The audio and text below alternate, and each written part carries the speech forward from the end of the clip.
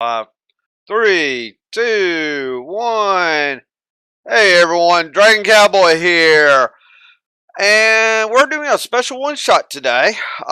Want to see how a meshing of Silverflight, who's been doing that was in the other one shot 2 sessions, was in can mesh with Wolf, who plays Helen in the main campaign.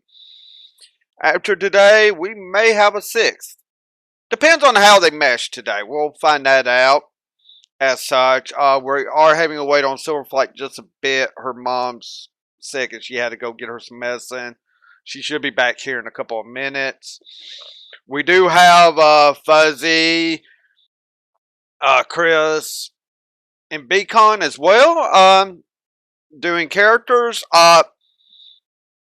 One thing is, due to the fact I had asked them not to do their main character, at least Beacon and Chris, from the main campaign is it helps me on my storytelling a bit. So they're doing either a variation, different dimension style of their character, which I believe Beacon's doing.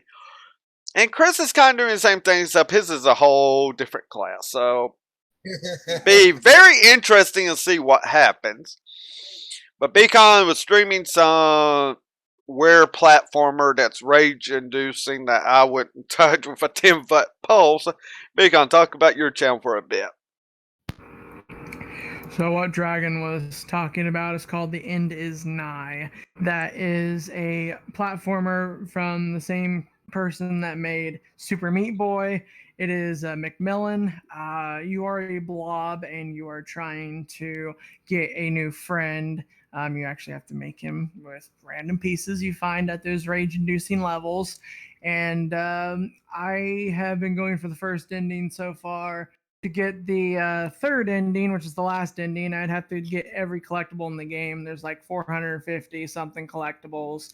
You can even get your own different video games while in that game. So you can have a game within a game, which is kind of cool. I recommend it if you're good at platformers and can keep your rage down. Otherwise, stay away from that game. I am planning to beat the machine later on. I might do it tonight because this one shot isn't going to last as long as Dragon's other one shots. So who knows what I'll do. If not, I might do it tomorrow, whatever. So just stay tuned, and I will give you guys a taste of one of the third endings levels called The Future. Thank you, Dragon. All right. So definitely interesting, and hopefully, and sounds like we got Silverflight back, who plays Luna Cloud Oh no, Chaser. there's my cat. There's the cat. Oh no, my cat. Oh man, I'm so sorry. I only literally woke up a half hour ago and I was like, crap. It's okay. Today's been one of those days already, it seems, for a lot of people. So, all Hey, good. Mikey. All Don't good. mind me. Yep. My cat is just gonna be sitting on me, apparently. I'm currently jumping over cactuses. What game are you playing? All right. The new internet. So, as I stated, this is a special one shot to decide if maybe we're having a sixth to join. So I'll be having to rearrange the names on the screen for that sixth person, being Silverflight, hopefully. Hello. As such, your special one shot, but as I was stating, Beacon and like Chris, they're kind of doing a variation of their character that's not from the same exact world that Helen will be from. So this will be an interesting RP feel for it. Fuzzy is playing a different character altogether, so Grom's never going to have ever met Luna when it comes to the main campaign. So this is going to be interesting. And as such, you all, your characters have, fallen asleep for the night wherever you're at. as such. The next thing you know, you're waking up in a strange place. You still see stars around you, but they're even underneath you. It's not a full, true black void, but there's like stars all around you. You're standing on some sort of surface, but it's like you can see through it to stars. It can be a little disorientating as you all get up. You all see each other. You're all right there around each other as such. Again, if any of your characters have bag of holdings, they're not there. So go with that at the moment. Oh my. I'm back somewhere strange again, and oh dear. Hello. It's you! What you talking about? Never mind. Alrighty then. You see the Kenku look between the two of you, then look over to. Well, he starts with the cat and says, "Hello," in the cat's voice. Luna just looks at us like, And then it's one of you, isn't it? and then turns to Titania, well, the new Titania, and goes, "Hello," in her voice. Hello, Sir Parrot. "Hello, Sir Parrot." I see this is already going to be very interesting. OOC, yes, you can see we were having a lot of fun in Co's D&D with this character. Dragon, real quickly, this Bastille would know of this Kenku, but he wouldn't know him completely. So go ahead, let me know when you're ready for me to do a perception check, see if I recognize it as this Kenku that certain people in my dimension were looking for. You go ahead. Go ahead and do that perception. See if you recognize this Kenku. See if 21 does it. Easily, you realize this is the Kenku that your Bastille actually knows. How is this Bastille look differently from the Bastille of the Kaataria world we all know? OOC, Bastille does not have a amulet to change himself. Instead, he has a Shamrath ring that has some magical properties you don't know of yet. Combat-wise, it does absolutely nothing. It's just more of cosmetics. He is white-scaled, and so he may have something different about him when it comes to one of his abilities, but still does the same damage. So this Bastille walks up to the Kenku and just softly pets him and says, I think Mukatiel's looking for you. That Minotaur, I think he wants to spend some more time with you."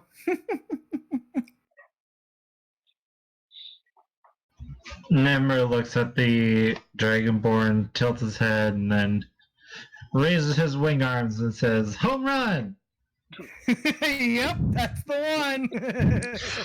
Oh, Helen, what is your first thought seeing this Titania and Bastille? I mean, you obviously can recognize them as Bastille and Titania, but yet it sounds like people you don't know in a way. I don't really say much or do much. What? I'm just observing. I'm just You're observing the staying in the situation. background. Yeah, because I'm afraid to talk. I'm just like, I don't know anyone, I'll be right back, guys. so I'm not going to even say anything. The bird will look over to the wolf Wolfgarian and like pat her over a little bit. Just looking you over and says, "Woof."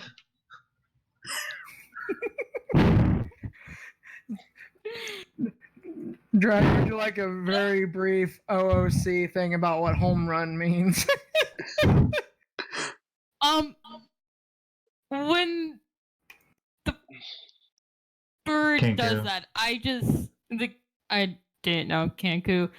I just have an eyebrow just arched like okay, whatever. But I still say nothing. I'm just looking at you strangely, basically. And then he repeats in Titania's voice. Hello. Hello. Helen just face palms at that point, just like, oh god. Then the bird It's tilts his going to head be the one other of way.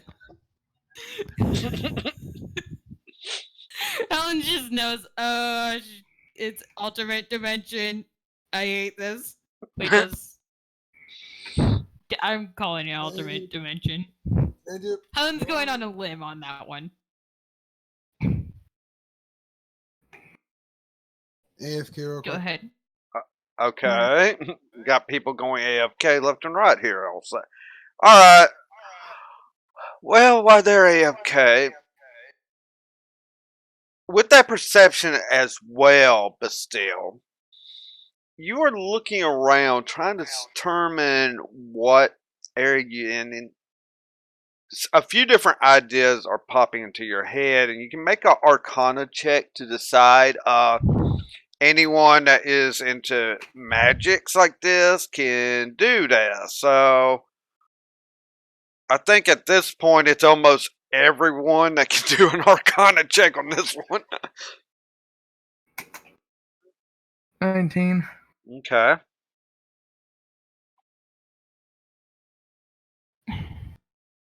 Do you want me to try rolling? You know Arcana. Everybody who knows Arcana can make a check. Yeah.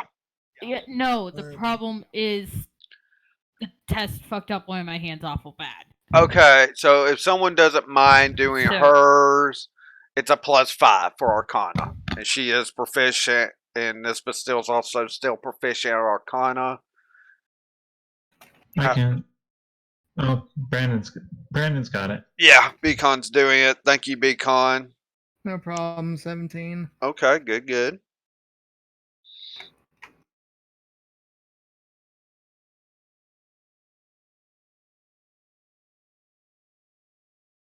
Sorry, just doing some quick math.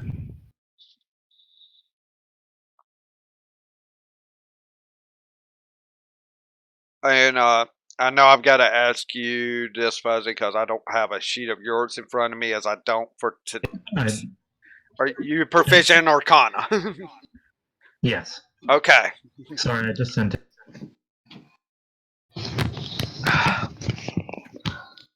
Okay, well, let me. So, everyone, you won't see rolls for just a second because some private messages does not need to be seen.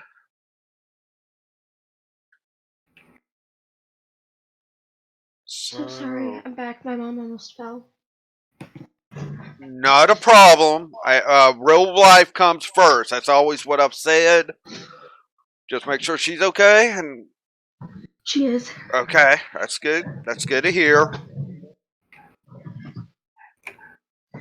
My mom also apologizes. No need for that. For I apology. got 13. Okay. What do I need to be doing? Everyone that would be proficient in Arcana magical spell casting is rolling an Arcana check right now to figure out where you're at. Okay, I have an Arcana proficiency. Oh, as I said, most everyone was probably going to be doing that. So, Mikey, will you stop me out, please? I love you very much. I'm attempting to do it because I have to watch my nephew, and I'd rather have that in my head than loud on street. okay. So with this,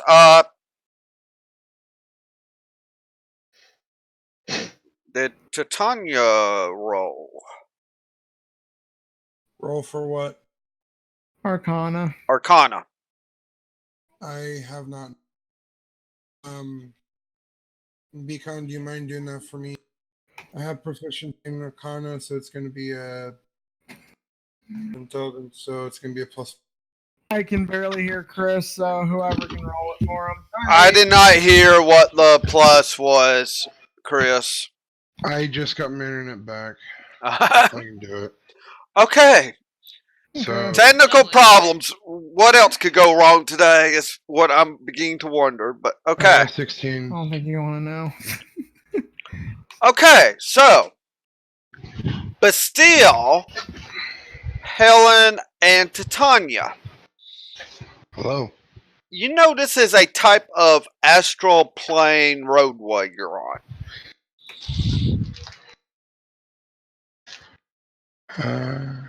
And as such, I've only read about this in books. yes. As for your Titania, yeah. It's only been in books that you read this about, possibly from the Gold Dragons. As you are a sorceress here. Ow. And so I go up to Helen. I'm like, astral plane rogueway, huh? Don't remember this when we beat Balzareth and all that. How you been doing, by the way, Helen? The fuck you talking about? Yeah, you beat Balzareth. We just started trying to. What? Yeah, I don't know what you're talking about. You beat him easily. He couldn't do anything to your radiant ice magic. Radiant cold, whatever.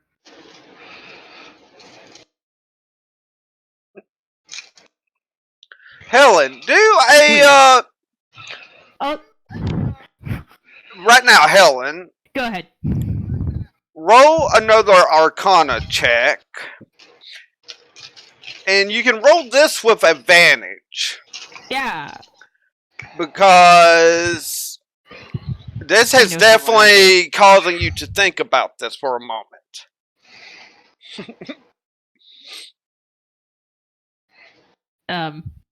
Or someone roll Arcana What you need? Oh, bro, okay. Arcana check with advantage +5 for Helen. I do 2 rolls because I just think I roll better. There goes a 20. Yeah. Helen, you just realized this is not the Bastille you know, but like an alternate dimension. Obviously, a time frame faster or ahead of what yours is. I'll be right back.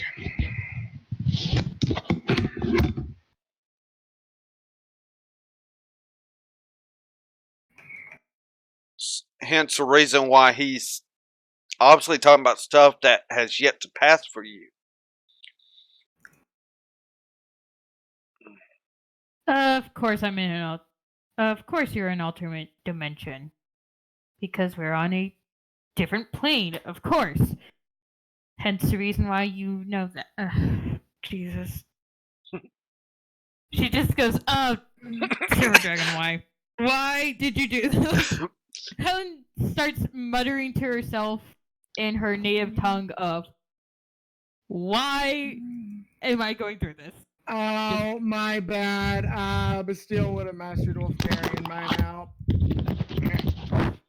Back. So I clearly understand her. Yes. Yeah, she's just ranting to herself underneath her breath, Garion. And so basically, just a simple response there. I just giggle and I say, so, what time frame are you from, Helen?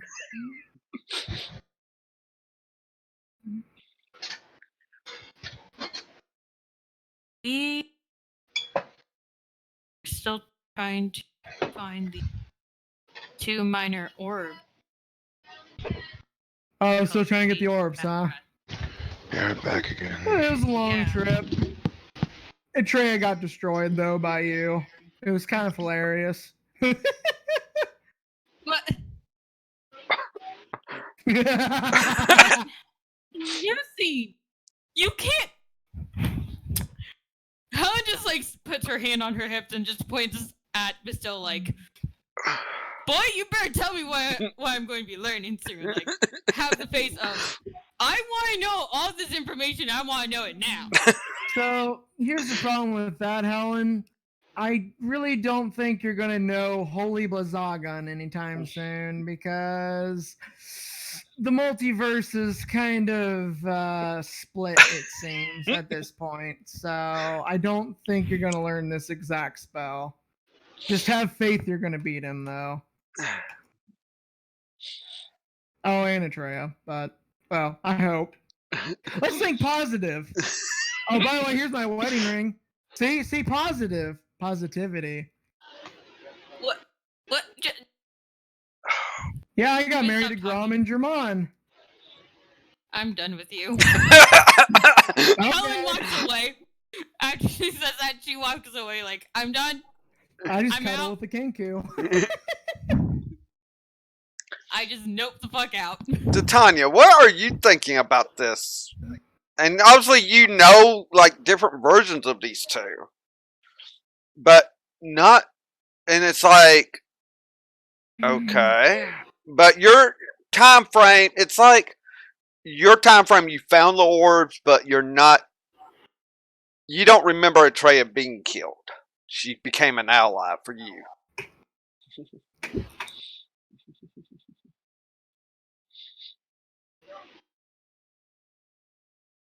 Chris, you there?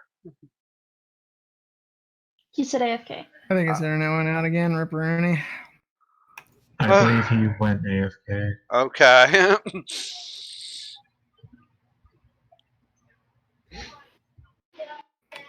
Luna looks over to Helen and is just like, I didn't meet you. I recognize this Tanya, but you I don't.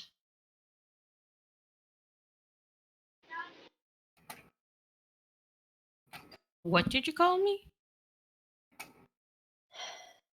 She hasn't met you yet, is what she's saying. No, I'm asking what she said. You're talking very softly, Silverflight, so I couldn't really catch what you said in the beginning. Miss. Ah. In other words, try and be a little bit of a lady. I mean, or, you know, having manners, actually. Gotcha. I figured that's what you meant, Beacon. Well, I got married to 3 people. Yeah.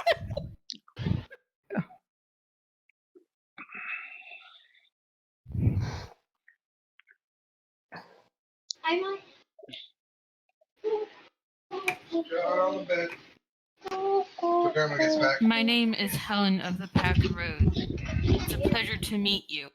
Hey, I'm back. And Sorry. Helen would curtsy, give a very ladylike curtsy. Cat person? Tabaxi Luna. cat. Yeah. A cat person, then. Mm-hmm.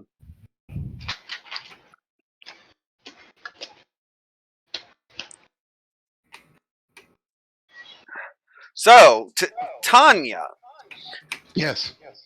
as I had stated, but obviously you had gone AFK and I missed it, you do know Bastille and Helen from your world, but you heard that the Bastille talked about that Atreya Black was destroyed by Helen and Balsrav, yet your group, you have just like gotten all the orbs and such, and Atreya has become an ally for your group, which is confusing you. And you're not sure what to share now, as this is getting very confusing about these people for you as well. Try and think how this is like wondering what kind of joke's being played right now in a way, as you're raising by the Golden Dragon was different from what their counterpart was raised as. So take it from that. Um. mm, so obviously, because did my name come up in the other two's comments, or? Nope. Not really, but the other names did, which caused you to think about this.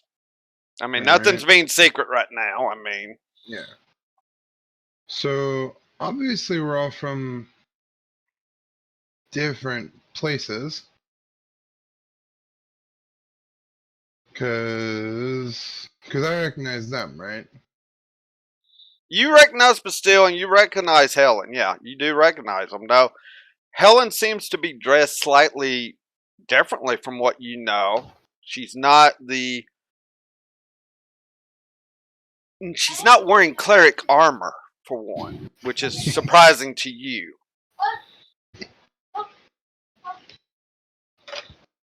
Um. All right.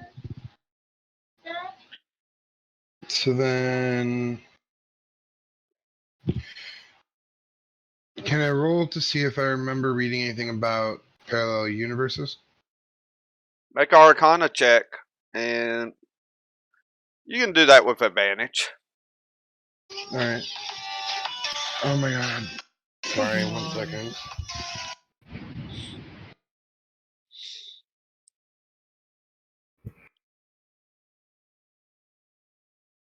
While that's happening, so Helen, I wonder if you'll be as successful as you were during that contest in my universe.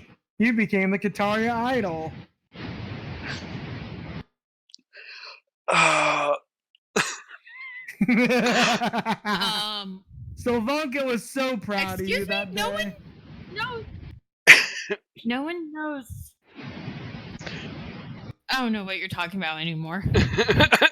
Eh? Helen has a light blush and looking away of knowing I'm that pretty sure he's. Pretty sure you still have that great singing voice. Okay. Arcana check with advantage. To Tanya. I'm about to start doing Helen's favorite pose. So my Arcana is Intelligence plus what Proficiency, are you so talking that's about? 4. Helen is already doing it. So I got a 16. You definitely have read about how there could be different alternate forms of every person and such, with the dragons for sure being raised by them. As I state, you see, Helen's like just in plain clothing and all, kind of unusual. But still is in fact not even carrying uh what he would have been wearing at the time, and he seems to be kind of on the weaker side to you. What? It's for Dad.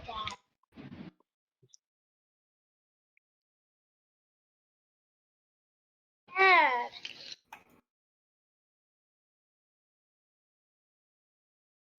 Okay, so I ask actually I make the statement. So obviously we're from different universes, as it looks like, and I point at Helen, you're not a cleric, are you? Sounds like Grandma. Sorceress. I'll be right back. Good. This is Is going. he staying or is he leaving at this point? I don't know what's going on Chris's side. I know everyone's having. I'm sure we'll get settled here in a moment. But obviously, Helen, I mean, you were just asking. You go like, I'm a sorcerer. So. And for you, you're hearing questions from a Titania that's almost like. More like a Titania you was like, This is Titania? It's not the same. You understand what I'm saying? It's almost like someone you want to be around for a change. That's not aggravating you because they just showing up at the wrong times. This is actually unusual.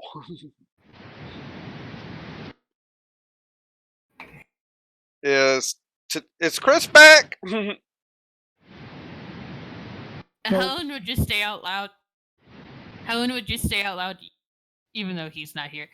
Chris isn't here. She'll just say, "Can I bring her back to my dimension?"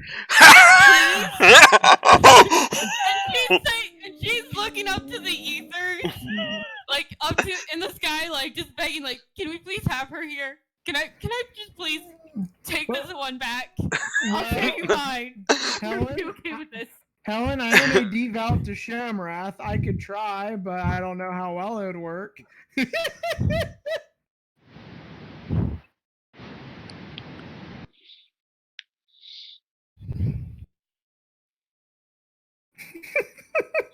Well, Sam, we don't have anything for ransom, so good luck on that one. Right.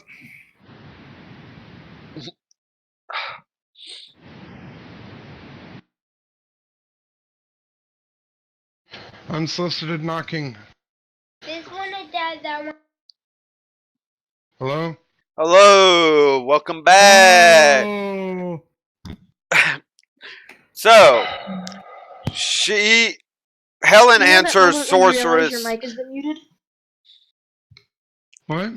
Ah, okay. Yeah, I had my Alright. mic muted for some reason. If Grandma's here, go with Grandma, alright? Can I put that back? Just leave it alone for now, okay? Go with Grandma. Okay, so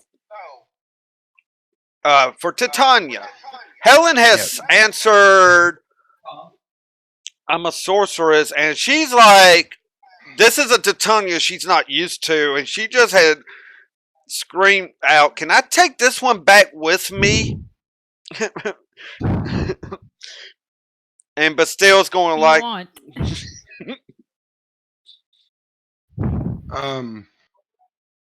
My response, from my understanding, having two of the same person in the same universe normally does not end good at all. We can just trade. We can just trade. You can take your world can take my Titania, and I'll take you back with me. This is how it will work. This is a good plan. And at this point, people can see that there's a little evil glint in Helen's eyes of, "I'm formulating a plan. This is going to be awesome." Luna approves.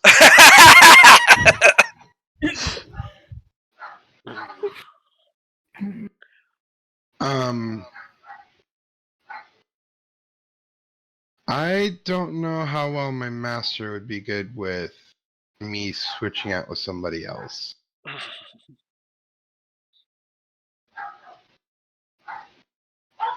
They don't need to know. I think he would know very quickly.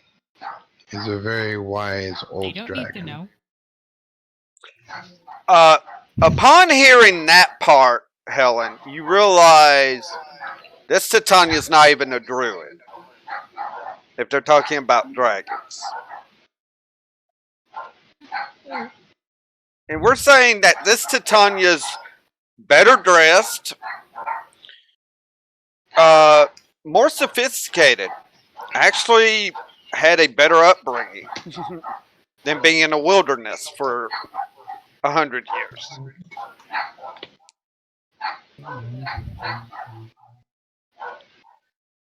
But with that, go ahead before I. Helen would lightly puff and just go, "I see."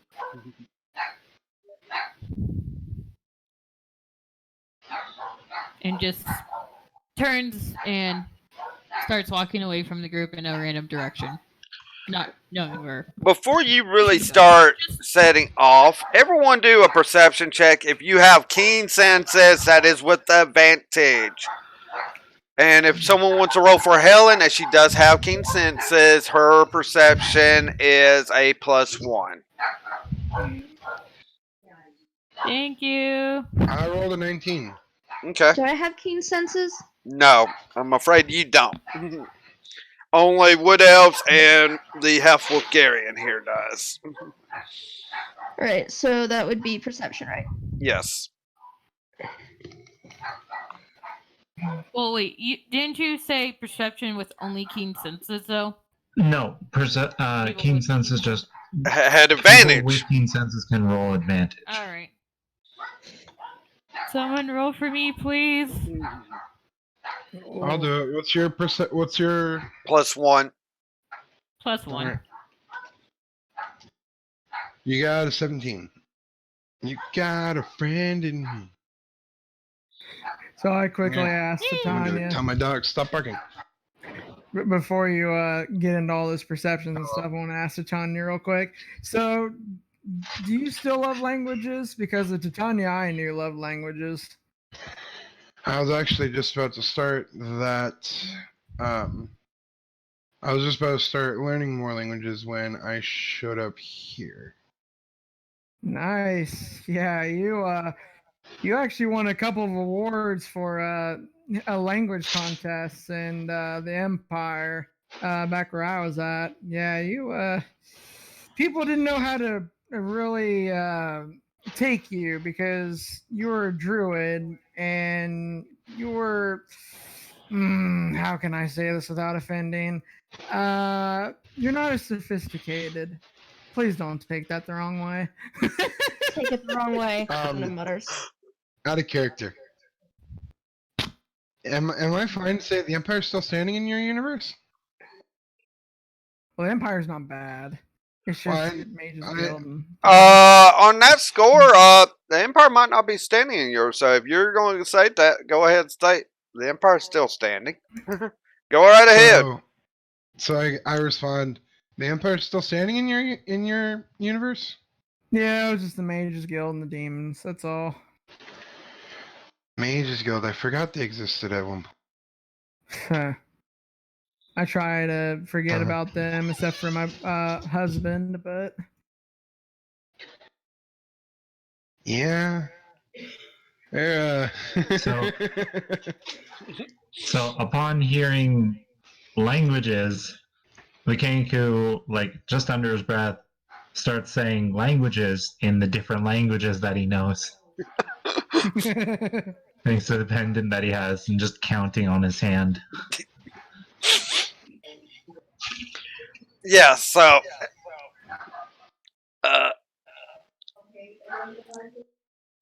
But sadly, I do have to go for a little bit. I have to start taking out the dogs. I'm not going to try and be too long.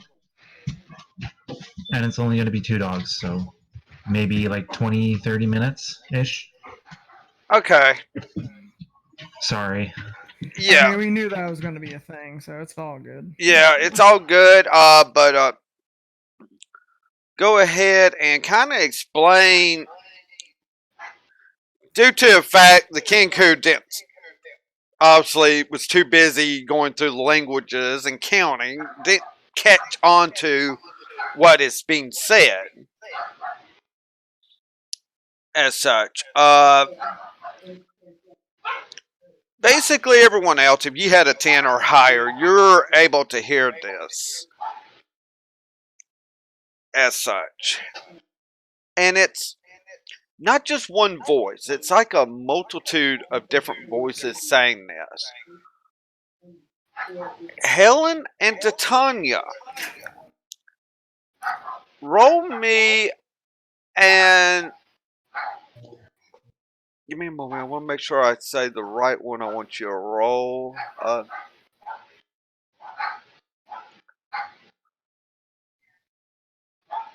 Insight check. Insight. Insight, you'll bet, is it you're having to get the insight of this. As you Yay, two would be 20. picking up on something here, maybe. Maybe. So roll d20 plus 2 for me. Woo, nat 20. All right. What's Plus 4 for Helen, and she's actually proficient in insight, so. She has a 17. Okay, so you both, as you're hearing the whispering, as it's starting to get louder,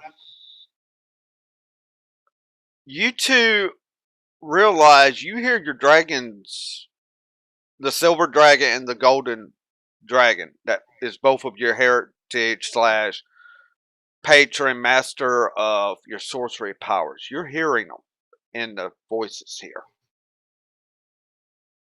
You can't make out exactly what is being said, but you hear their voices. You know their voices. It's like second nature to you. It's like you're here to help with something. Master, is that you?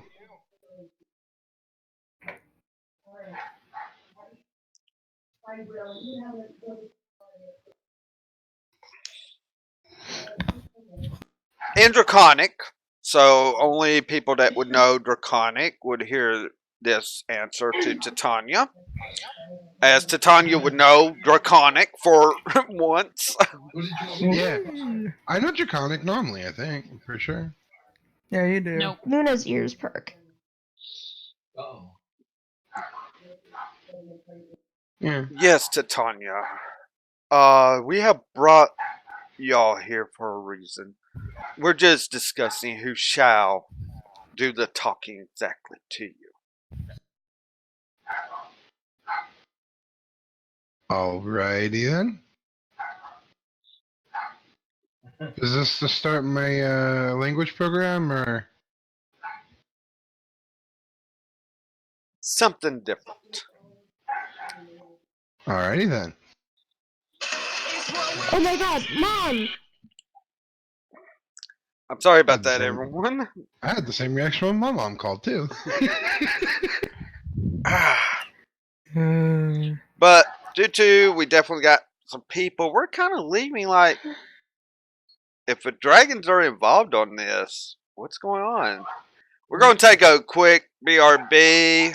That way, give someone some time to finish taking out their dogs and such. People get to a bathroom, maybe get everything settled, and we can continue on right afterwards. All right. So be back in a few. Definitely thanks for coming out if you're here. And hopefully it'll be as crazy as it has been so far.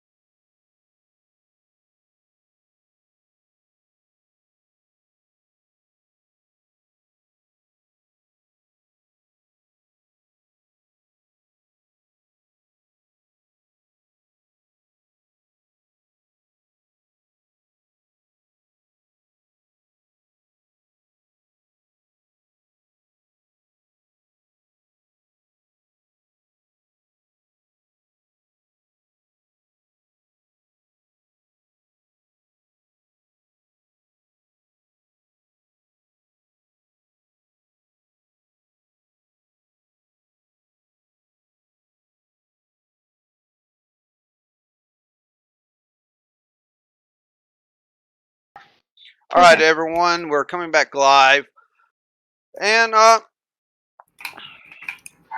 revelation to at least the sorcerers that the dragons are involved on this. I'm sure the ones that can speak the Draconic there has heard what was just said.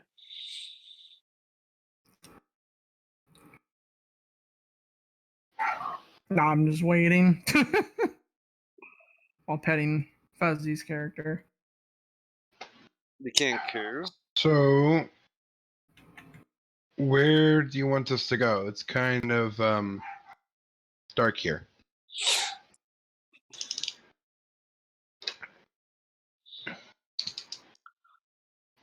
This is the voice of the silver dragon that Helen would know. Shortly, we will explain everything. Please have some patience. And I mean, you're hearing these whispers, and it's like, it's not so much as a whisper as to how fast it's being talked. And that's why it's hard for anyone to understand any of it now. As such. And as before, tokens for everyone on the special one shot.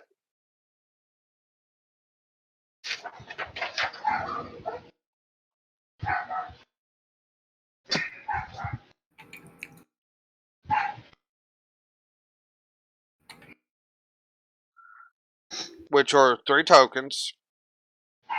Now, as such,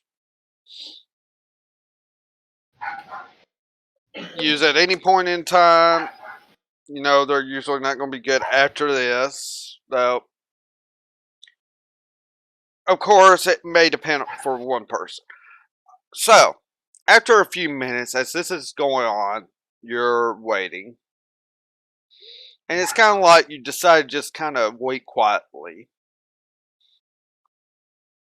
Kind of appearing in front of your group, per se. You see this golden, majestic dragon that Titania knows quite well, grew up around, learning from. Mom. Stop. And next to him, you see this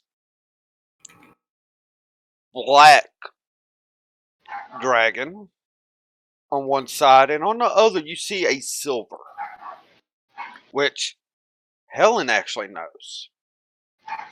One of these things not like the other.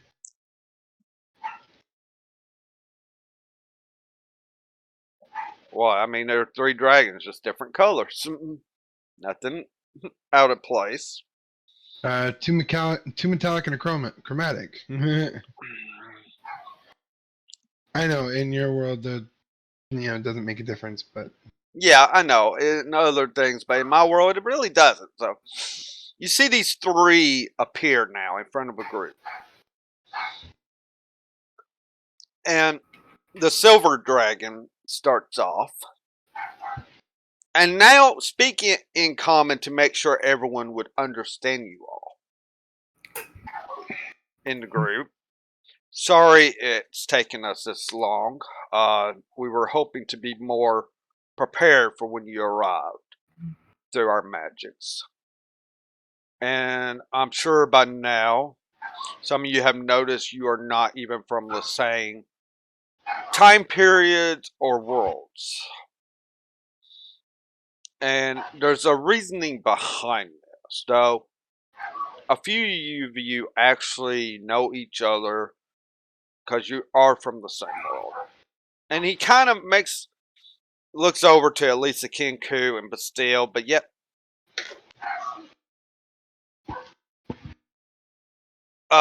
Helen, you definitely get the distinct feeling that he's also looking at you, and depending on where Luna is standing, it's like he's also looking at you two, like you're almost from the same world, maybe. I have to actually look at Luna's character sheet to see what her passive. Yeah. Luna would not pick up on this. And it's just becoming a proficiency thing there. That's what kills Luna. Then the Black Dragon. Yes. Happens on another Kaataria world. There's a problem that needs to be addressed. And luckily, none of you really exist there anyway. So it's easily for you all to go and do this. Let's just say things there are not like from your worlds. So be prepared for some unusual stuff.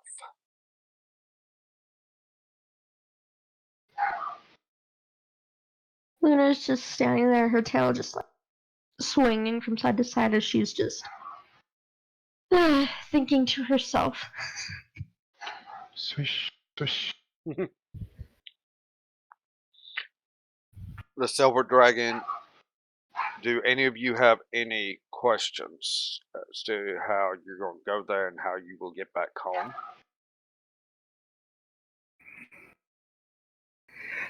I trust my mom. Well, I think I remembered something like, and then I start having a headache. This also explains why I didn't say anything to Luna, because I don't exactly remember her. I almost did, but then I had a major migraine.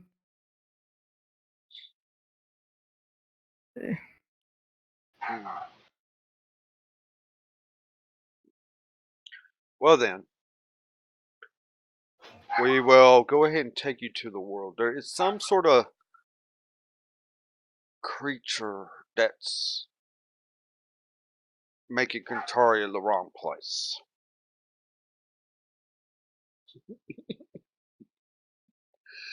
Oh my god.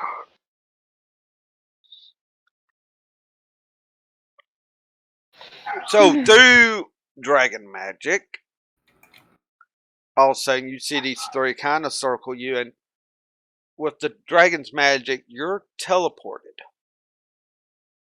Hence the reason why no one has a bag of holding.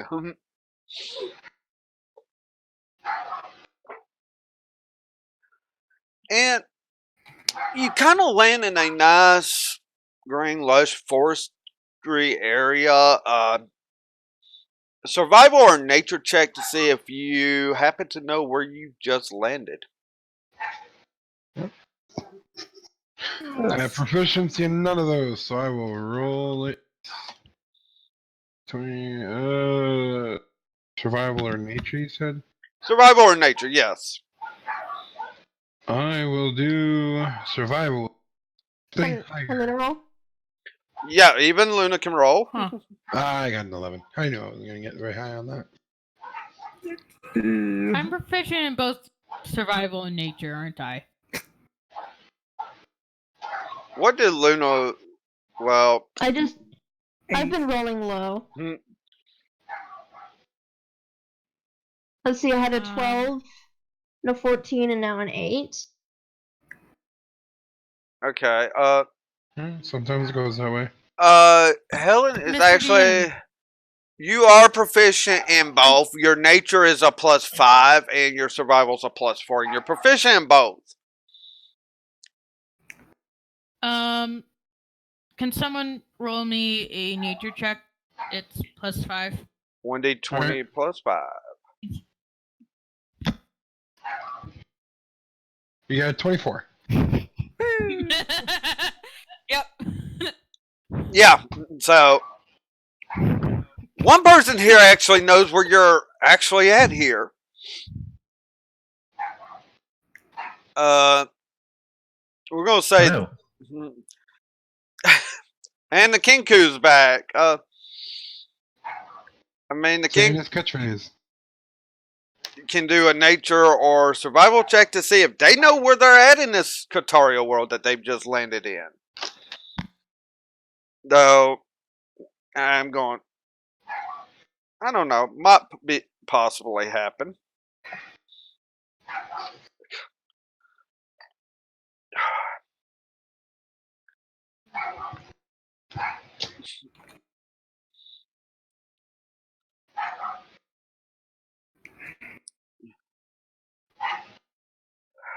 Sorry, what am I rolling?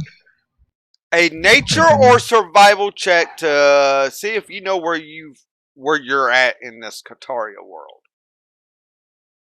Now this is like a lush, beautiful forest and such. I mean, the only person right now that's got any inclination is Helen.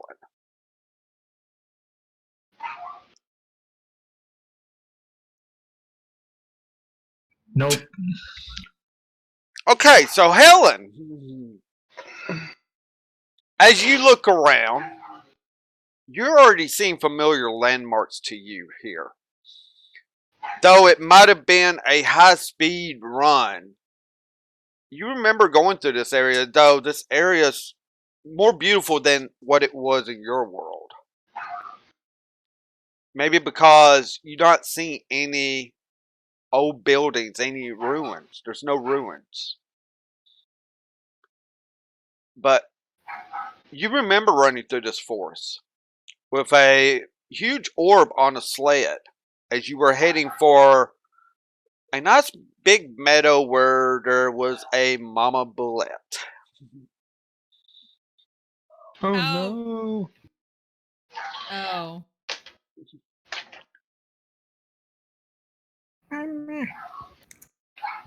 Huh. Lavender.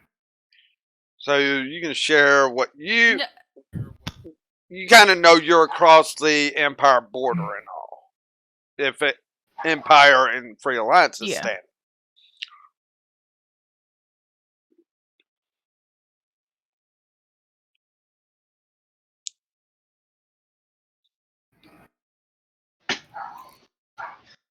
I sincerely hope I don't run into the exact same situation I did the first time I was over here. And what would that situation have been? Let's just say I don't really like one of the animals in my. That Wait, is are you with talking my about that? party now? You talking about that shark we had? Yes. Oh My ears yeah. perk up a little bit. Well, nice thing is Pierre actually opened a wildlife preserve, and Lavender is actually one of the key models there for bullet sharks, and they have a whole bunch of sharks there now. People can come by and buy them. Pretty awesome.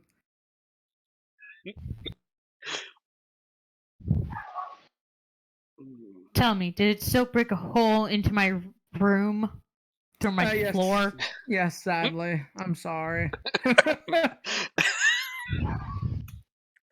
Was I equally pissed off when that happened as well? Yes, Okay, the nice thing- stop right there and recon that. At this point in time, the hole has not happened for Helen. I'm sorry, I need to recon that. So that's all Oh, recon. it didn't happen. Yeah, see, I thought you knew that. Part didn't because- happen. Yeah, because this Bastille is up to date with a whole bunch of stuff, so you have to give him a line to stop at. So- Even though what I said so far is fine. What she said, not so much. Yeah, she didn't she does not know about this, about the hole in the floor. So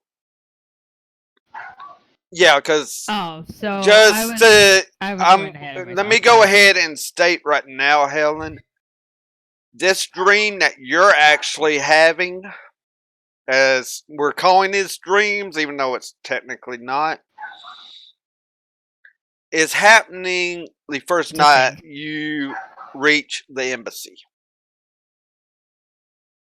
You understand what I mean? So you're not even with Savanka yet. Okay? Oh my! I still. Oh So now- hell no! So now we're gonna have to retcon this, then dragging us back step a bit. I made the comment saying, "Oh yeah, you and Solvanka are doing great together." What do you have to say about that, Helen? Solvanka, fire dancer. On that score, Helen just be like, okay, I don't know who you're talking about, really. Okay. Yeah, I just look at you weirdly like, what the fuck are you talking about?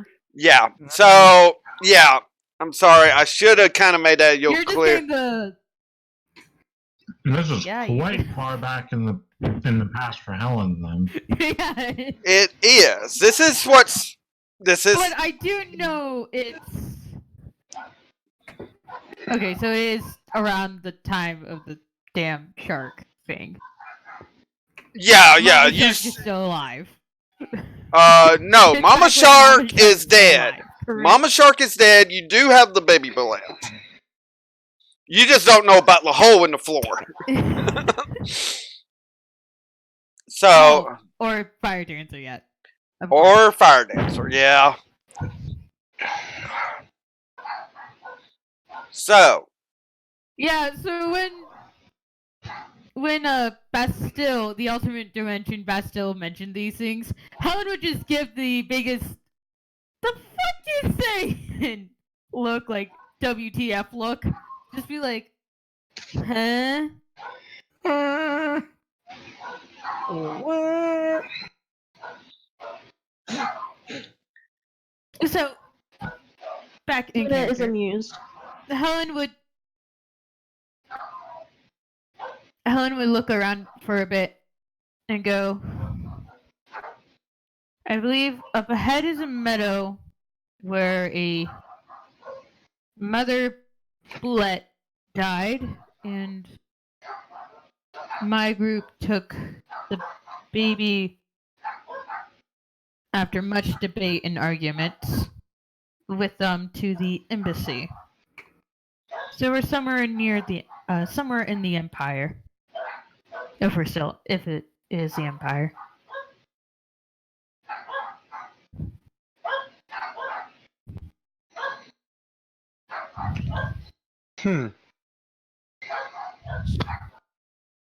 Well, it's nice that you guys took care of the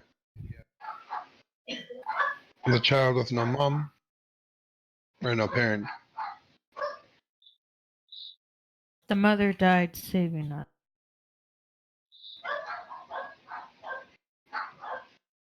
okay. So, what's your course of action here?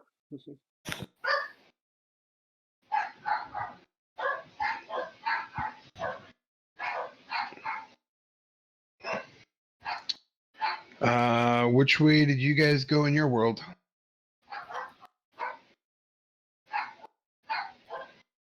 We went to the embassy. You went to the meadow. I mean, that's. Oh, we went to the meadow first, but then afterwards we went to the embassy. Well, to your pact Correct. and such. I mean, yeah, you made a trip around, but yeah.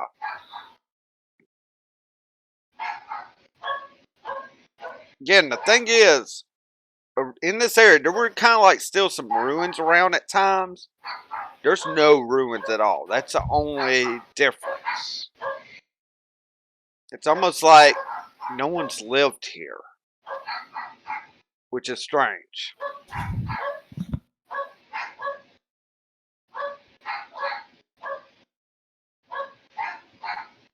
Which direction is the meadow? It would kind of go off in a westerly direction. The kangaroo starts walking east.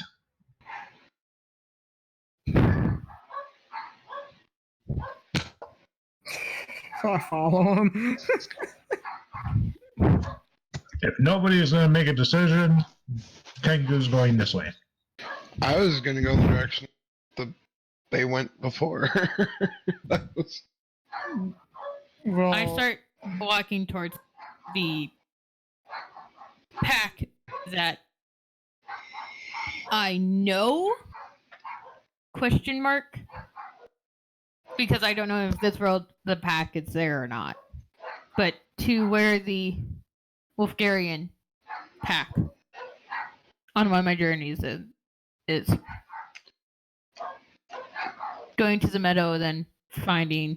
All right, so you're Well, going to head it's to right the here. meadow. Let's just keep it. Okay, so you're going to head towards the meadow. So the kangaroo sees everybody else going towards the meadow, and then turns around and starts heading that way.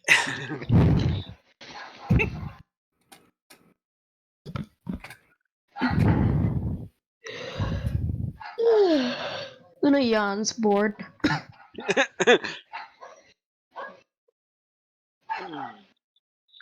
While everyone's doing that, make a perception check. Keen senses have advantage. I'm going to repeat this a few times till the people with keen senses always roll with advantage. This is specifically directed at me. Okay, something's wrong with my phone. No, No, you rolled a 9. I mean, it's 11. That's, and actually, you have an extra +2 on top of that because this is a forest. Okay, so that's a 13 instead. Yes. I rolled a 15. Can someone roll for me? It's a plus. Is it perception again? Yes, Correct? +1. +1. I got a 15. Okay. Me and her tied. Okay.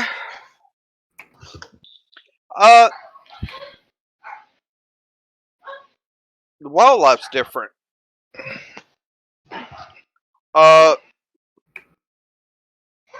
Thing is, Good, different, or bad, different? I think the only one I might not notice is I'm looking at a couple of things that would be passive. All right, Kinku may not catch on as quickly as all the others, but due to this is favored terrain for the ranger would pick up on it quicker as well. Yeah, these animals are not the same. In fact, they're quite unusual. You happen to see a type of rodent, but instead of let's just say a rat. Let's call it a rat. Just your rat running across. Instead of animal legs, it was insect. As such. That's not normal. Yeah, in fact, you see a deer or a deer-like creature. Let's say that. A deer-like creature, but the eyes are, let's just say there's more than just 2 eyes on the animal. And again, like insect legs and such.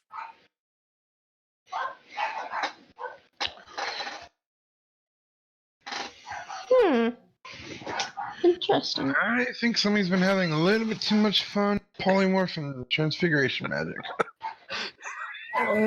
You could say that. Luna's just unfazed, like, yep, this is normal. So, who's ready to burn something? Oh, depends. You got fire magic? The kangaroo just tilts his head from side to side, steps forward and waves a hand, and in Titania's voice says, "Hello." Hello. This is He's what saying that to the insect horse. Ah. Insect deer. insect deer. I'm just gonna stand behind. The deer kind of run. I mean, it's acting like a deer in this aspect, but it turns and runs off. Luna debates chasing it for a chance to hunt. He then says in like an elvish voice, "Bye bye."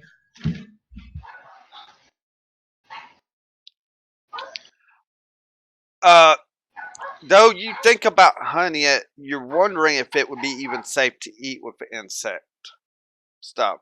Possibly, maybe venom running through the veins instead, making you think maybe not the wisest thing to hunt right now. Might be better to just stick with rations here.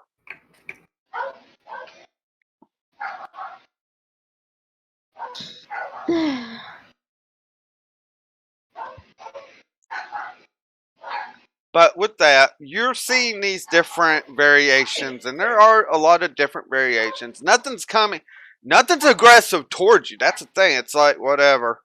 I mean, it's still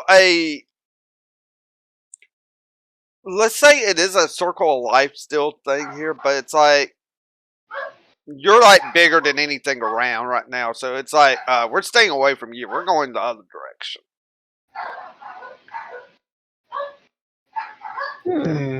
As you're going towards the meadow, as such. And I will take down the... So, as you get closer to the meadow, anyone that has exceptional hearing, aka keen senses with hearing, can do a roll, and I think only one person here has hearing, keen senses. Yep. So you may do your roll on this. Or what I say. Mine doesn't specify, it just says keen senses. Oh, that means you do too. Keen senses makes it so if you have advantage on perception rolls that deal with smell, hearing or smell, not sight. Alright. Hearing or smell. Yeah. So, Well, I need someone. yeah, Helen is a +1, so if someone would roll for her, which is advantaged. I'll roll hers first then. So join to get 2d20 plus 1. Yeah. Is it just people with keen senses that are rolling, or can everybody roll? She has an 18. Okay. I'm rolling. I said hearing. So keen senses with hearing, or keen senses, period. So that means keen. Perception. Yeah, perception. Okay. So Because you're not going to be able to hear or see on this. So I got a 22. You have a 22. She has an 18. 18. Yeah. Yep. Yeah. The two sorcerers of the group, as such. Who's got the dog that keeps yapping in the background? I believe that would be mine. Okay. I don't like having to tell anyone to mute mics or what. I didn't know he was hearable. Sorry. Yeah, it's been just going on constantly. And next Why time is you it broken in the first place? yeah, I mean, I just realized that could be a situation. And seeing if I would have known you might want it in, we could have worked something out. I just didn't think about it. I know with everything going on. But I definitely would love to do something with you at some point for a D&D. But with your hearing, you are hearing something. You two need to make a nature check to see if you can even maybe piece together the type of animal it could be. So +5 for Helen. To Tanya, whatever your nature is. Yeah, this isn't normal to Tanya. Yeah. It's a +1. So Helen has 22. My nature's gonna give me a +1. So I got a 5. I have absolutely no clue. To Tanya, you're kind of like, it's almost like you're closing your eyes trying to figure out what you're hearing. And it's almost like bugging you. I mean, in a way. Helen on the other... Well, it's... Helen on the other hand...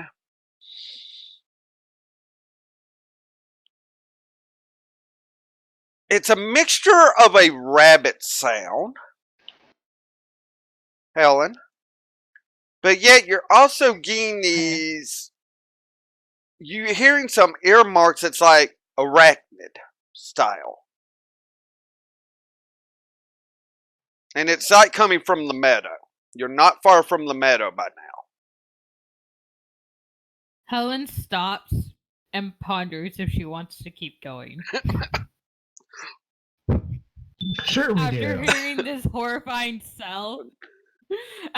hearing this horrifying sound to her, you just kind of see her like pull her ears down, like, I don't like the sound. Like, I'm just slightly. Let's go. Go for it, bud. Have Right. fun. So anyway, just I step out of the way and I gesture for the cocoon to run full speed ahead. Because Helen's not moving. if we One want to play sec. Dungeons- So, Helen's just gonna stand there and not even move with the group. Is this what I'm hearing? Not move with the group. She just stands there and doesn't want to continue going on. Now, if someone ended up dragging her by the arm along, then she has no choice. She just doesn't want to move at the moment. She's just letting others go ahead. Yeah. Because that's... You took my two hated animals, man. The two hated ones I hate. The two hated ones you hate. Yeah, well, I mean, Yeah. really, you just want to kill bunnies all the time. You don't have a phobia about them. You just hate them. Spiders, on the other hand. For good reason. Get her will Back. ready and like. Okay. Okay, so Is anyone going to just The kind of king grab her arm and kind of like, come on, Helen? the Kenku Hello? would do like a little skip and loop his arm under Helen's to hold it and then just start moving ahead. How tall is the Cancun?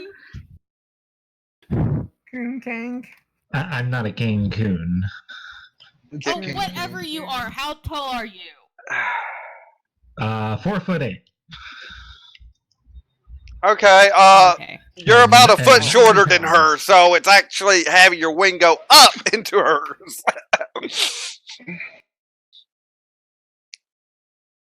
Okay, so yeah. One arm just loops up and holds on to hers, like her arm over his shoulder. There's the other arm up, and he just starts like hopping along. Let's go, let's go. And it's happening in different accent languages as he's doing that. He goes from Elvish to Dwarvish to human. Helen is sitting there pondering if she should use something to, She does have some magical spells. You just see her sitting there. Or you can just being told. continue along with him. If you let me finish, she's continuing along with him, but is also pondering of what she can use to whatever she is going to face or needs to effectively silence for a momentarily as well. So, kind of the marching order going in this. Obviously, we have the Kenku with Helen. Who's behind them? I am. Luna's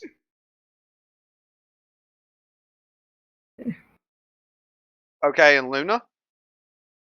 Luna's just sticking close, but at a safe distance.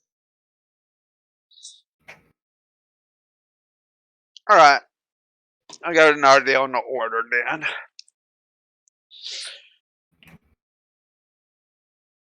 As it's getting about that time. So, you reach the meadow. And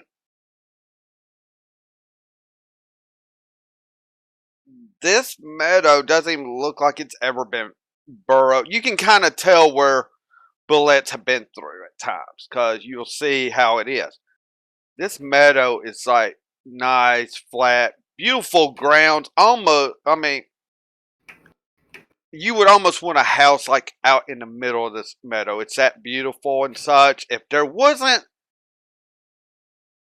sort of like spider webs around on some areas. And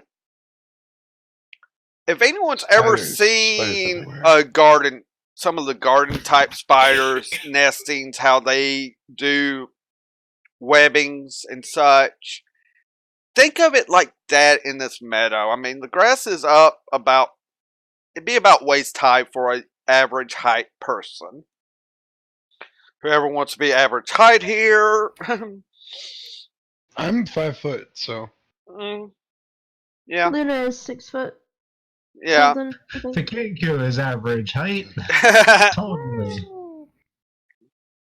As such, and yeah, you kind of see it, and it's not really per se nest. It's like probably bodies that has been wrapped up for meals for a babies type thing. You know how spiders do, but seems way different here. And do a perception check, everyone. I mean, just do a. I mean, keen senses. You can still do it.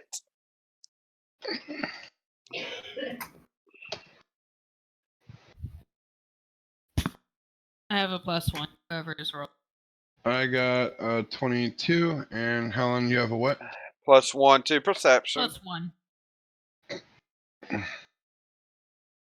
The I got robot's an being 8. really slow today. King. Yes. It really Yeah. is. Helen has a 14. Okay. Did Luna roll or? No, she just needs to roll perception. Yeah, perception. Remember, you get the +2 because we're in a forest. Edge of forest, I'm allowing the extra +2 here. So, either way, you got a +4. Hello? Okay. Yeah. Yeah, this is quite interesting as you look out farther into the field. The Kenku must be looking at all the different things. I don't know what this Kenku's looking at. But everyone else, you're kind of, yeah.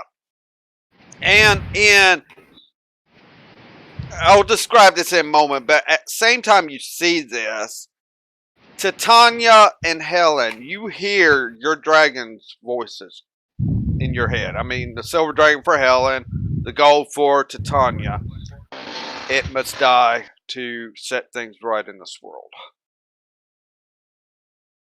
It must die.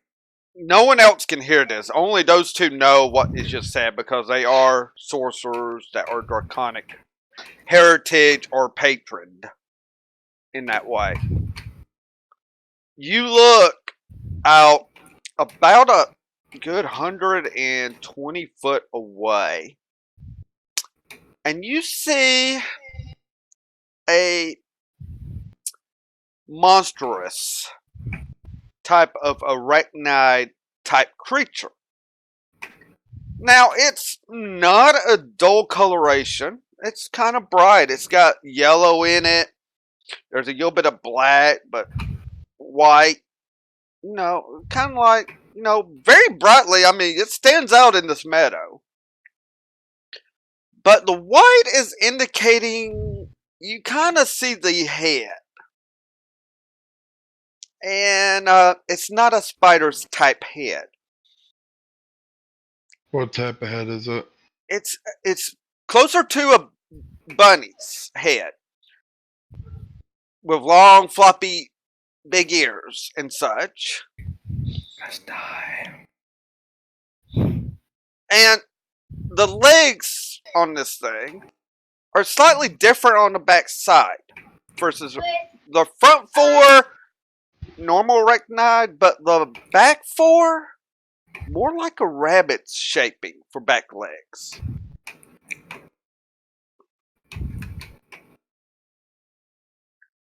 Uh,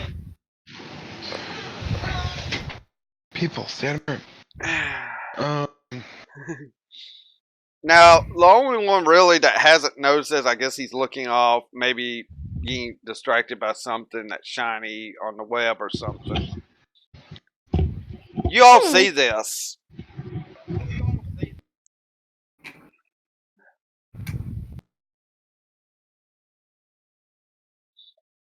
um,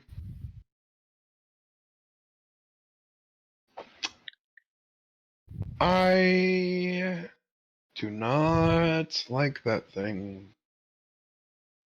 Oh, it's adorable. Luna says sarcastically. I spark a small Might flame kill in my it. hand. More like it needs to burn. Agreed. Let's blow it up with spray of ice fire. That'll be fun. Helen just starts listing off things that she could use to blow this thing up. With a smile creeping onto her face of, I can now go blow this up. Yay! And starts plotting.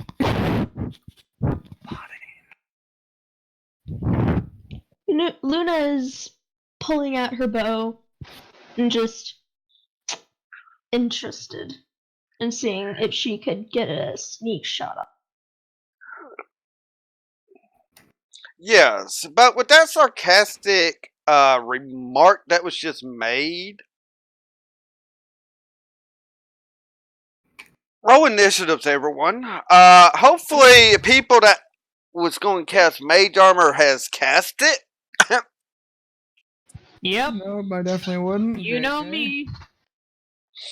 I would have, yes. I figured when you arrived here, you thought, well, we're surely going to be in this within 8 hours. I mean, that's how long Mage Armor lasts, so. As such, initiative time for everyone. I rolled a 12. It looks so happy. What's Helen's initiative? It's just a straight roll. Straight roll for. Okay, I keep getting low rolls. This is kind of frustrating. Well, Helen has a 3. No, don't worry, I got a 3. This is how the dice is. Yeah, sometimes it's just not good. Sometimes it happens. I mean, even regular Wrong dice, time. it can happen. But this is just an initiative roll. It's not.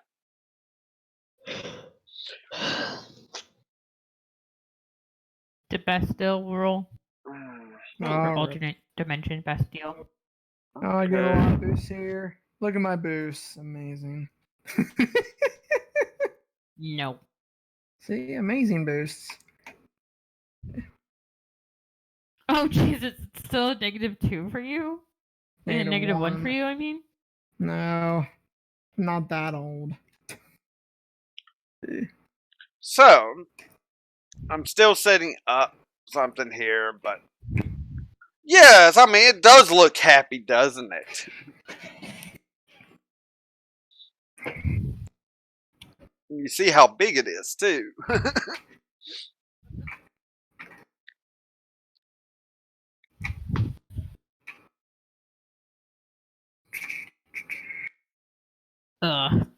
Even the icon. You love it. I could do a spider if you No, I want a don't. spider. Okay. No! I'll deal with the damn bunny. I dealt with spider icons before. Don't like spiders. Who does? Don't like.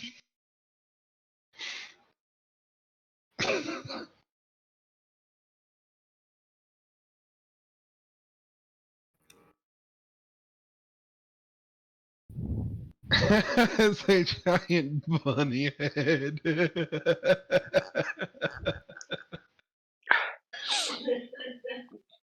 Yep. But I do need to put something else in.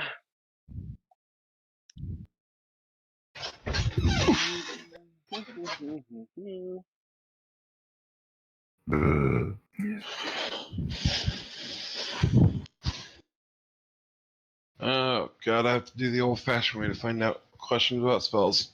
Oh. And I do apologize if I have to go AFK for dinner at some point. I don't know when it will be. You gotta eat. Guys, on that sarcastic, I say it was about 120 feet away. 5, 10, 50, 5, 30. Yeah. It does this huge jump and gets within 30 feet of all you, as you all did that. So, now for the initiative order. Can everyone tell me their... Okay. Kenku has a 15. Sorry, I'm not keeping up with the name on that one right now. But Fuzzy, still... good to see you fight. I have a 2. Okay, Helen had a 3, I heard. 3. Yeah, I had a 14. Okay. Uh, That doesn't when- look right. Once the bunny spider I have a lands, 12. the Kenku just blinks, looks at it, then looks back at Bastille, and points at it. Blast it. Blast it! I half expected you looks at Bastille, looks at the thing. Friend. That's a Titania, Kenku. He hasn't met Titania yet, so.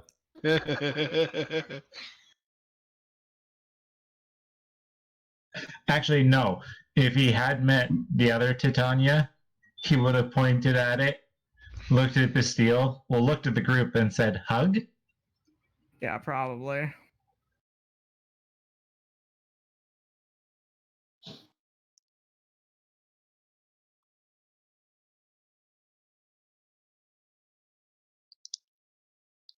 Yeah, mine was a 12, not a 14. Yours was a 12. Okay. Yeah. I looked at the wrong one. Okay. Alright, so Kenku is first in order, followed by Titania, the sorceress, followed by Luna, and then it's I'm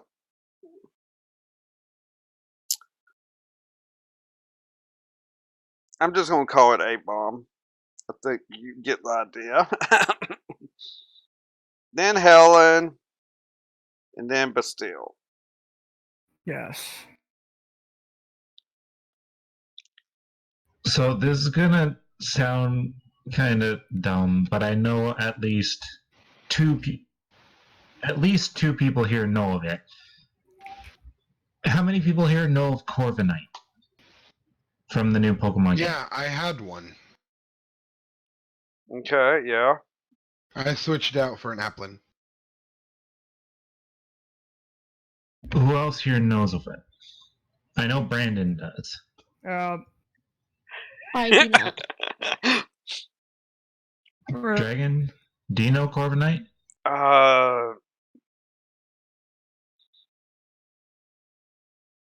Not right off right now. Even though it seems like Ellie is going to do some artwork about this spider bunny. No. Ellie the pro. No. That would be great to see, yes. No. You don't have to look at it if you don't want to. You have to look at it. Just kidding. No, she doesn't. So, with this... So, Or... Go ahead. It is the...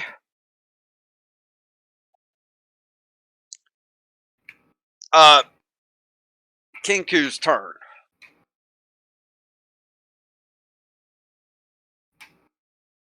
I was the main reason why I was asking why people who here knew about Corviknight is because with the Kinku's Armor of Shadows Eldritch Invocation, he can cast Mage Armor. So when he has that Mage Armor on, he's looking like a Corviknight. That's all I was trying to get at. Oh, he's Okay, a Steel okay. Blush then. Okay. So you look like a Corviknight even though you're about the size of a Corv Squire.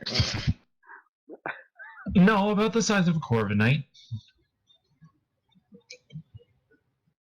Anyways, so Corviknight's a little bit bigger than I thought it was. Then. the Corva, the Never would throw his hands up in the air and says, "Blast it!" in a dwarvish tone, and then holds out his hand and uses Eldritch Blast. Make your range attack rolls for it. Ah, you're a warlock. Yes. Or he could have been an Eldritch Knight, meaning fighter, but yeah.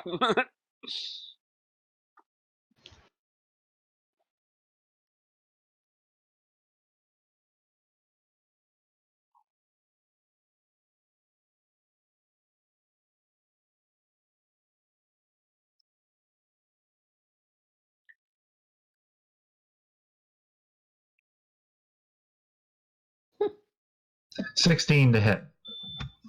Okay, it's 2 blasts, For the- correct? So first Yes, one, this is for the first one. first one does hit. Barely hits, but it hits. For 12 damage.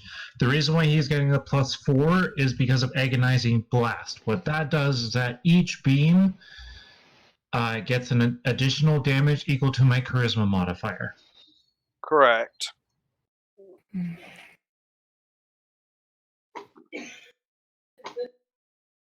This is for second attack.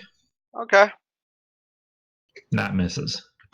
Yeah, that really misses. It goes wide. Whee! So,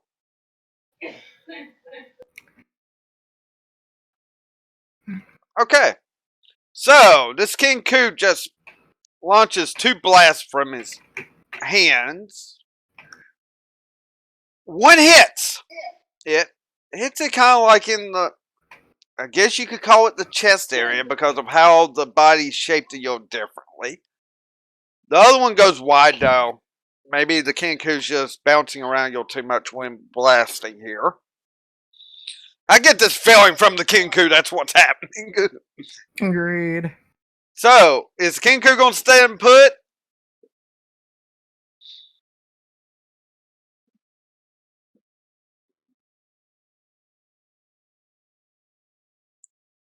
Fuzzy, are you doing any sort of Yeah. moves? Or no? Just quickly checking the spells that I have to see if any of them are. Bonus action? I don't think a warlock has much in the way of bonus action stuff at this level. Sorry to say. No. No, that's it. So you're not going to move, you're going to stay where you are. Okay. I'm gonna stay put. Okay. So next up is Titania. Hello.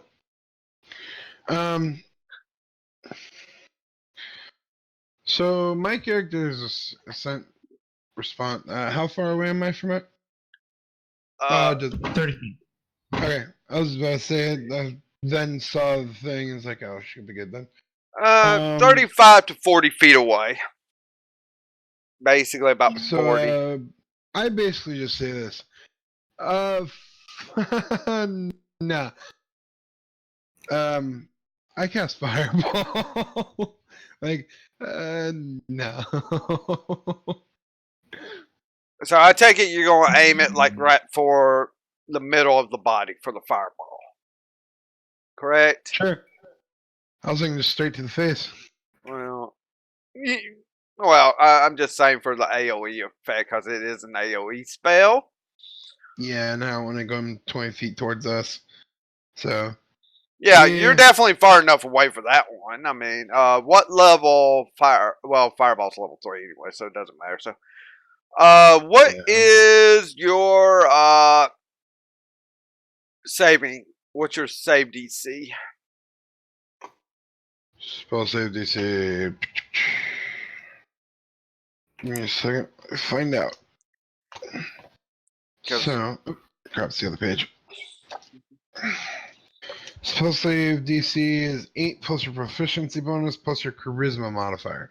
Charisma is a +2, so it's a 13. 13. Okay.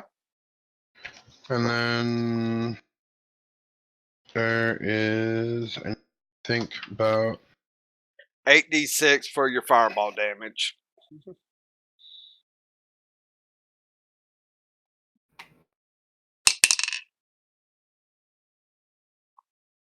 I also add the charisma to one of the damage rolls, right? Because it says elemental affinity, starting at 6th level when you cast a spell that deals damage of the type associated with your draconic ancestry. You can add your charisma modifier to 1 damage roll of that spell. So your Is charisma yours mod. fire? Yes, gold dragon fire. Yeah. So Then yes, you would add your charisma. yeah, you add your charisma to the damage. To this damage roll. So Okay. plus whatever your charisma is again. I can't keep up with it because I don't 2. have 2. So you add an extra 2 on top of this. Okay. So for fireball. Oh my god, there's gonna be a lot of flipping today. It does. Target takes 8d6 fire damage. So roll 8d6 plus 2 because of charisma. So that's 27. Okay. All of a sudden, which is kind of a shocker. But still knows fireballs. But seeing it come from Titania is like, Whoa. yeah. And Helen's like, okay. And lands it nicely and all, but it's like this spider. It definitely gets hit by some of this, but it's kind of quick on its feet.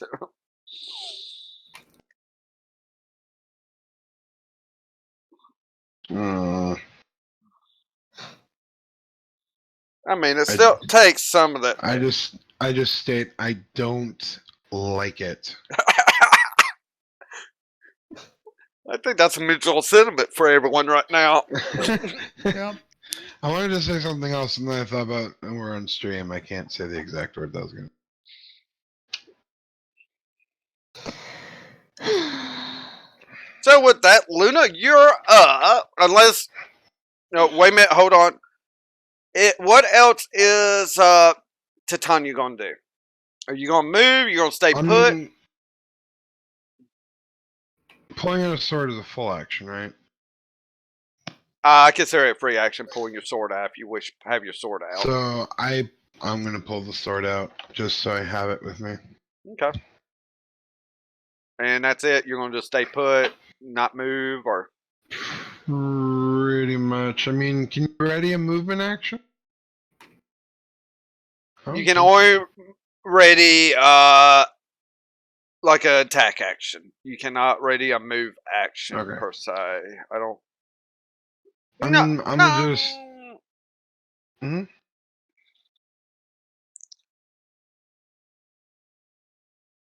No. Tell me what kind of movement are you planning on to do a move action with? Just out of curiosity. I was just gonna say if the spider in front of us gets within about 15 feet, I take about 10 feet step back. Like, no.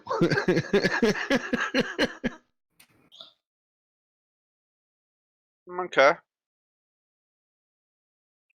My character is not a fan of spiders. Okay. Uh, my recommendation is maybe you want to go ahead and do that instead of just trying to do a movement action. Considering a lot of you are ranged characters, And my fireball has 150 feet, so it's not like I need to be close to it. All right, I'm gonna just take a good 20-step foot back. No. Alright. Tokens. I'm you the one with are, the fire in the hand, right? yes. So it Sorcerer's means the I have hand, to- just with your element, so you're the fire one. So basically, I do that. Okay. If we have to, we might have to move stuff down a little bit as we are starting to get off the That's green not- line I'm just- at the top there, for anyone that is able to see it, is the line of icons not being used. That's why there's a whole green line there. So in spirit, the Kaataria group's there.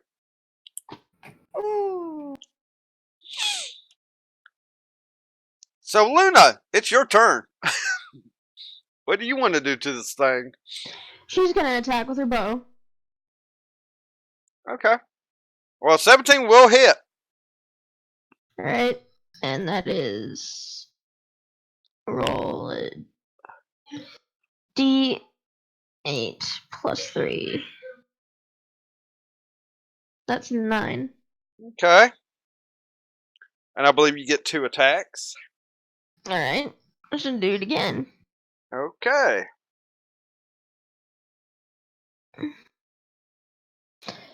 Plus 8. That's a 15. Not this time. Okay. So, as you're shooting out the first arrow, you're aiming about where the Eldritch Blast that hit it from before from the Kenku. You hit that spot, it goes in. The second arrow you fire, it hits its leg and just bounces off. It doesn't actually penetrate. Do you want to do any sort of movement? No, she's gonna stay where she is. Okay. Okay.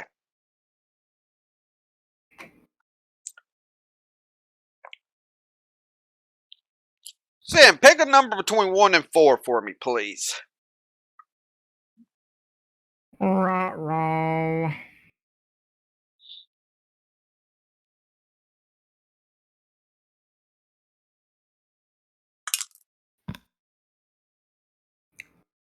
Who's picking a number? Sin of Anubis. Oh, Sin okay. of Anubis. So I have 5. Just did not click at You said all for that. 3. Okay. Alright. Okay. Thank you. So.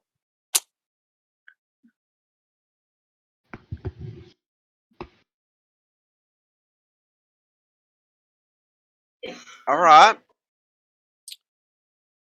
I will need a dex save from Helen, Bastille, and our Kenku. I should use his name. Be fair. Nevermore. Think nevermore. Nevermore. Okay.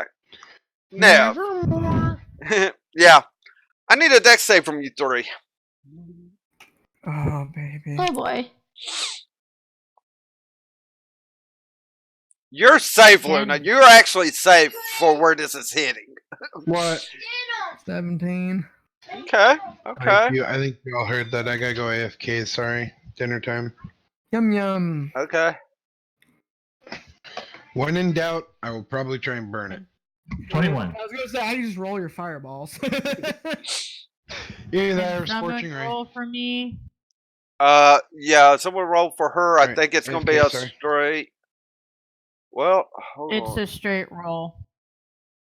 Nope, I don't have any decks. Yep. It's a straight roll. Straight D20 roll for Helen.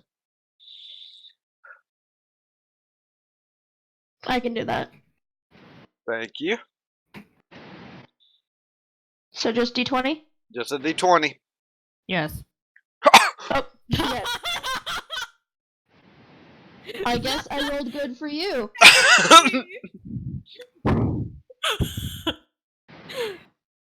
I guess you're just lucky, aren't you? You don't understand. I'm insanely powerful sorceress. Yeah, well, okay. The only got me, only hit me once. If the dice, Well, if the dice see you of as all kind. things, and I'll handle the movement here as to what's going to happen, because you made your dex saves. Haha. You all see this huge glob of webbing just be shot out at you three. So, luckily you made your dex save, so y'all get scattered like that from it. To not be in, so in this area, I actually don't have the right icon up now.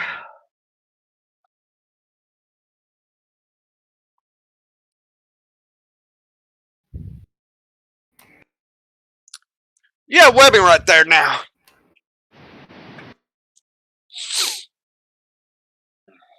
Oh, thank God I was able to move.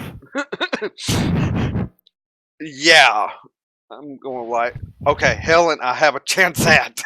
She has no dex. Bastille, I have a chance at. He has -1 dex. They saved.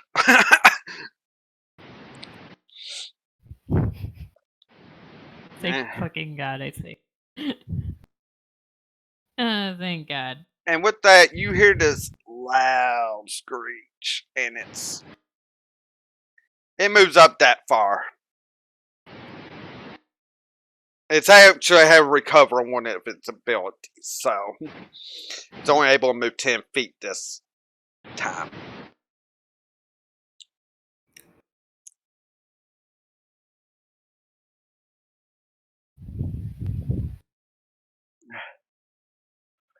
So with that, Helen, you're up. Fuck it up. Burn it. I am. Good. I am going to cast Comet Blast with fire.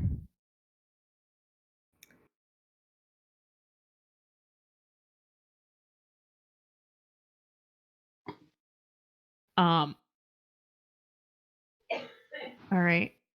Meteor comet.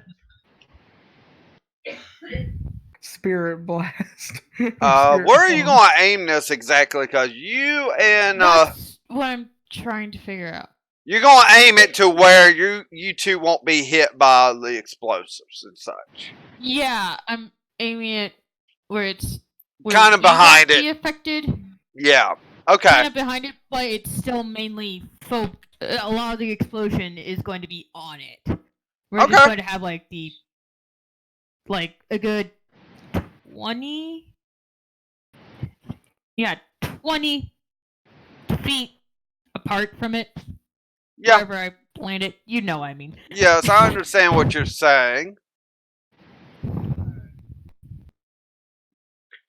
And it's a 30-foot radius for it, not just 20. So that's why it's like 60-foot total diameter.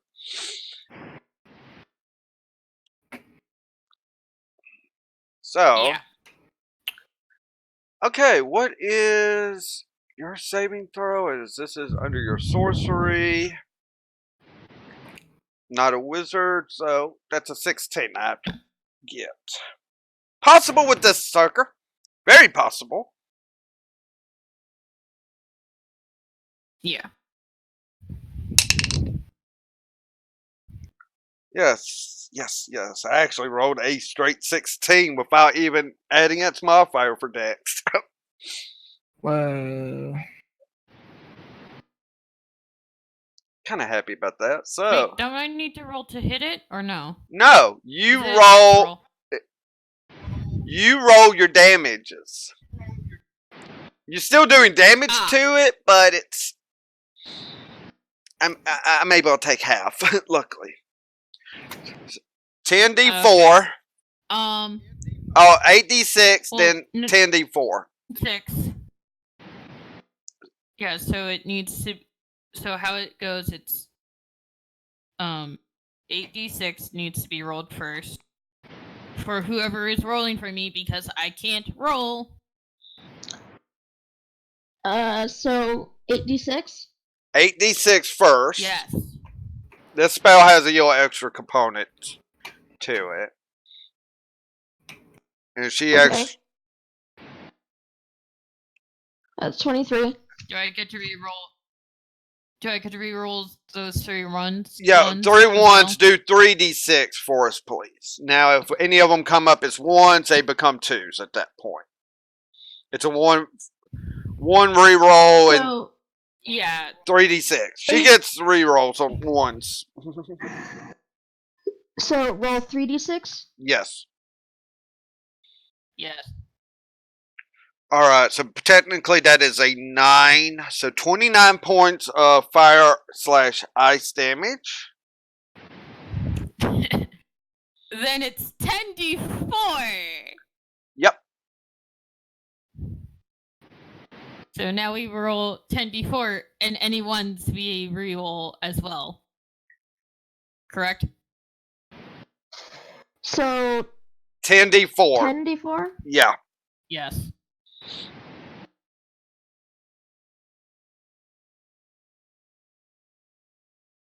He rolls the 3 ones again. So it's Alright. 3d4. Roll 3d4. So 28 points of that. Okay. I'm actually not that worried about that damage. She made the save. The spider made a save, but you're about to notice something here. Ah, shit. So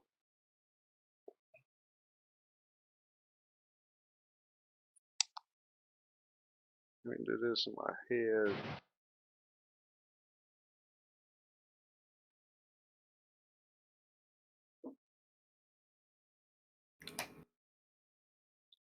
Okay. So you see Helen launch this comet blast. But still, it's like old times when you've seen this, because she's been using higher powers in your world. Yep. Titania is probably like, what is this? Because her Titania's not doing magics like this, of course. It hits. Now, you see the fire and the ice just like, and then all of a sudden you see this explosive damage that's happening Ooh! that happens after the initial blast, but yet that explosive damage, it's like, this creature kind of looks like they didn't care about it. It actually was just like an insect bite to it. Pun intended, of course. It's like, didn't really phase it from the explosive. But the other, it definitely did hit. The fire and ice did hit it and did hurt it some. But it's like that after effect. It hurt a little bit, but not like you would want to.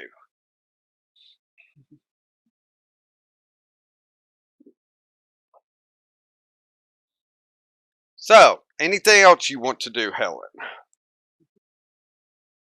Yes. Okay. I'm going to cast Quicken Spell. Alright, you're going to use Quicken Spell. That is Quicken a sort. Spell. And I am going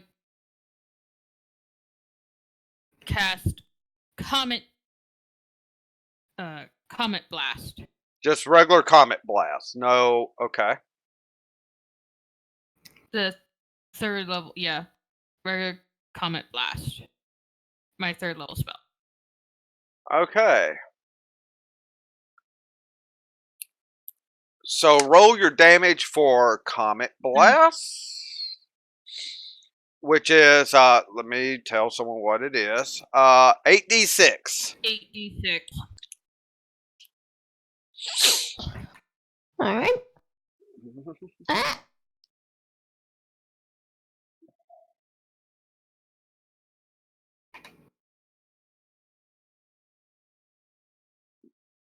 No, the ones don't get rerolled. No, the ones don't get rerolled here. This is not her specialty. This is her normal sorcery spells, which is fine. 26 points. Okay. I gotta make another deck save. Yep.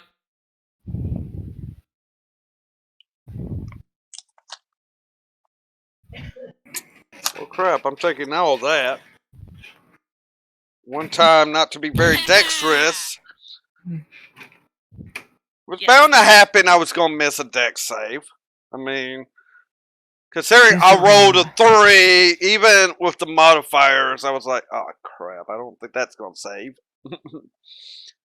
Poor Draggy. So, 26 Yeah, you have to points. beat my dex, correct? Your deck save is 16. So, 26 yeah. points of damage. Yeah. So, Helen, after this first blast, seeing that the explosive wasn't doing this much, must have just got angry, and then she just kind of cools, and you see another like Comet Blast, but this time it's just full ice come and hit this thing. And with this, there's like a thin sheet of ice in a 40-foot area around it. And it, basically, I've been slowed to half movement speed.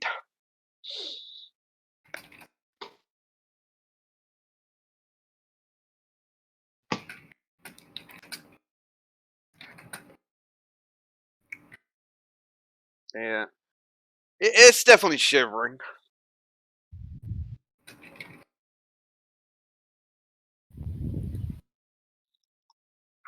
Would you like to do anything else? Second.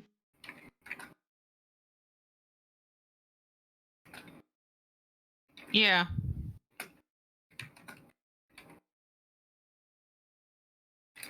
Okay. Could you move me back where Titania is? Just exact same area I am. Just flee me back. 1, 2, Back, sorry about 4, that. 5. That's 30 feet. Yeah, that's 30 feet. Yeah. Okay, so you turn and run back there towards where Titania is. So the two sorcerers are way in the back now, because their spells can definitely reach if need be. We can reach.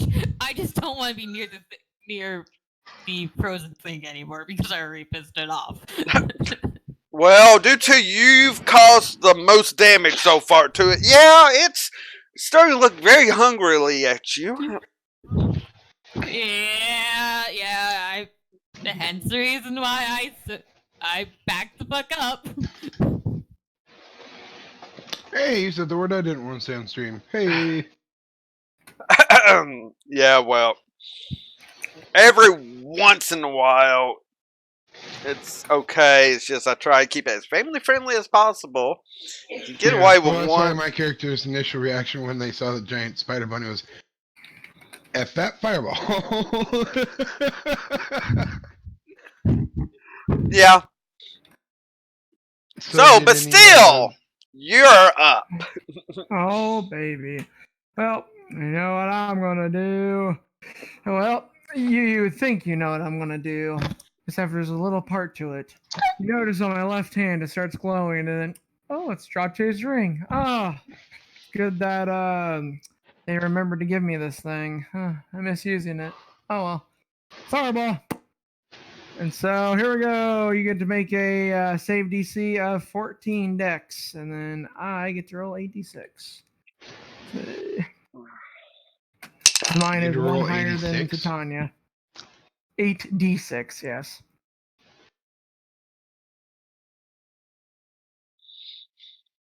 I am coming back. Okay.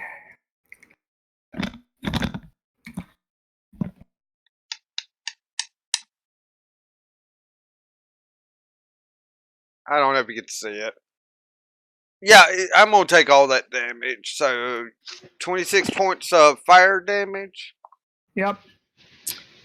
Okay.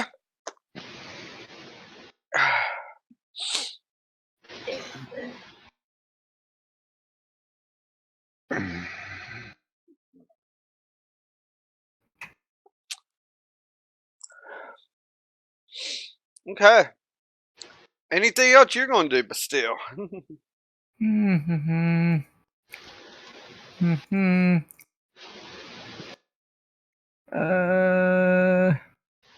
Right there. And then, hold on. Yep. Done. Okay. That's where I moved. Yep. In turn. Okay.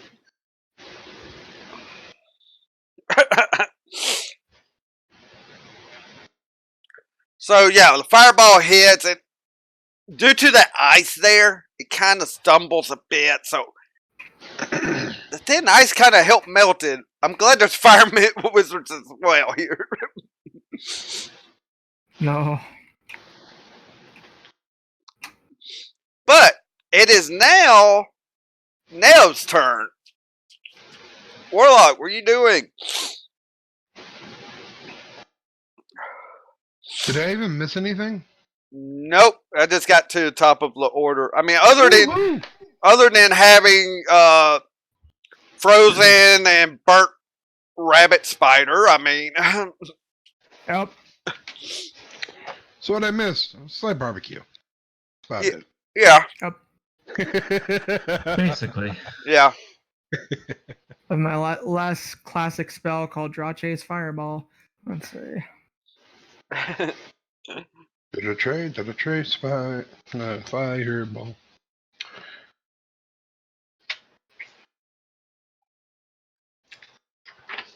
Never? Yeah, it's Nev's turn, so I don't know what he's pulling off as a warlock.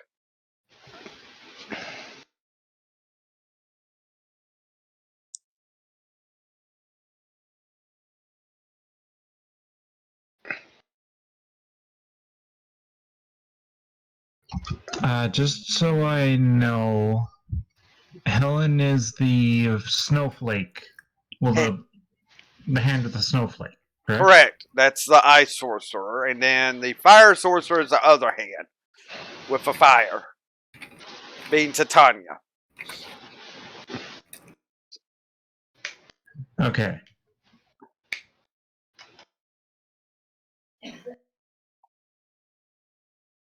So I'm gonna move there with 20 my 25-foot movement. Okay.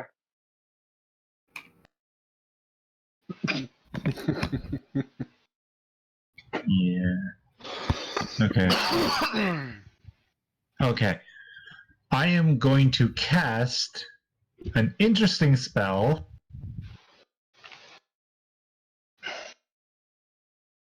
Okay.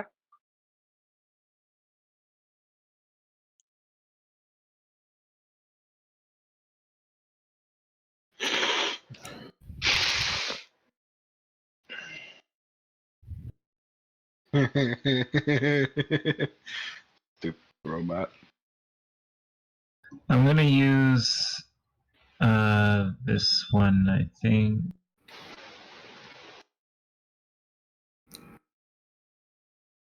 I'm casting Hunger of Hadar.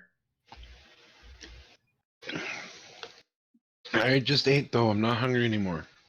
Damn it, Mundar. Hunger of Hadar. Wait. Oh god, please don't be the spell I think it is. I'm thinking I know which spell it is, but I'm having to re-look it up, everyone.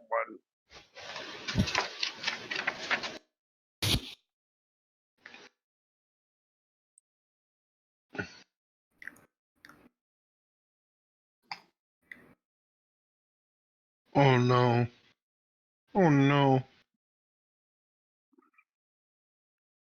Home run. Okay, that's the affected area. Oh no. It's a home run. Oh no. What? What? Yeah, we had a specific name. If this is, I think this is the spell that had that specific name.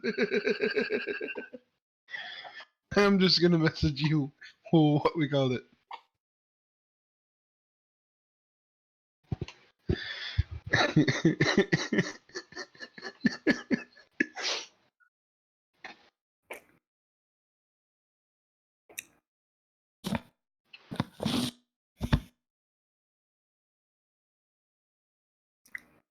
Okay, I know which spell this is. I thought it was. Okay.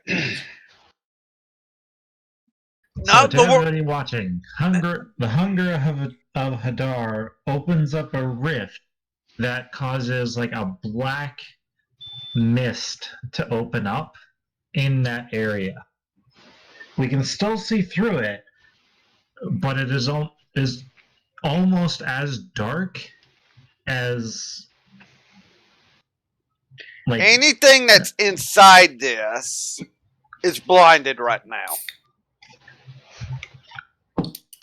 Now, I mean, blinded means eyesight blindness. Doesn't mean they can't use other senses.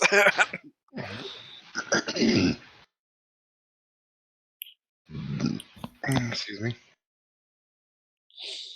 And basically, I mean, now, sorry. A sphere opens up yeah. and covers that entire 20-foot area in a dark, chilling cold.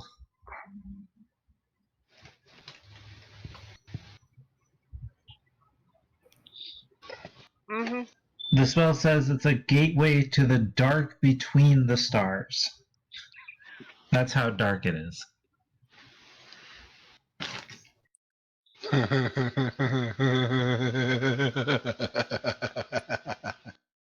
let's put it this way: in this void, people are able to hear like soft whispers and slurping noises. You know, that kind of creepy stuff as well.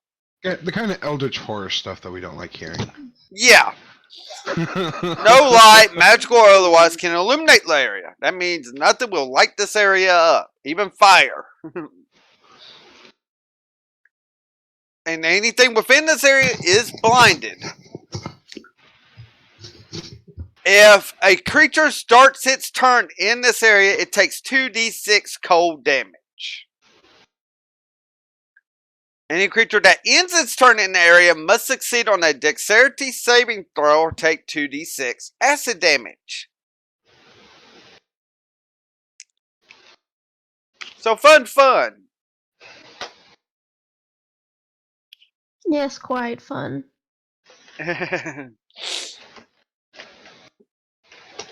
So anything else from Lee?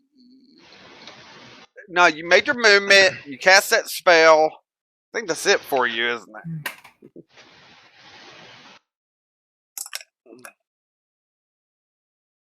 Right? Nev? He's gonna quickly use telepathy on the three casters and say, use fireball in the middle of that. That thing won't be able to see us. And he is talking in like perfect common, not like any, and in his own tone of voice, not copied voices. Ah, so the parrot does own its own voice.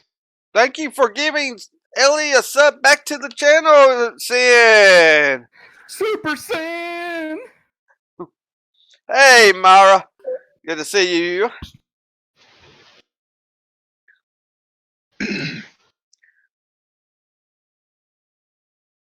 Okay, so you three hear that though. Helen, you're thinking, well, I don't cast fireballs, but whatever. I know what I'm casting. Yep. So with that, it is now Titania the Sorceress' turn. That Helen wants to take back to her Kaataria world. You're not allowed. So I'm I gonna know. go ahead and I actually am looking at casting Scorching Ray.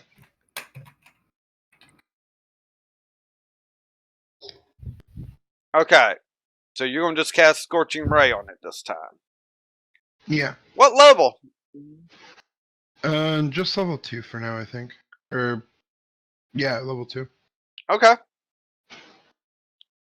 So 3 attack rolls in.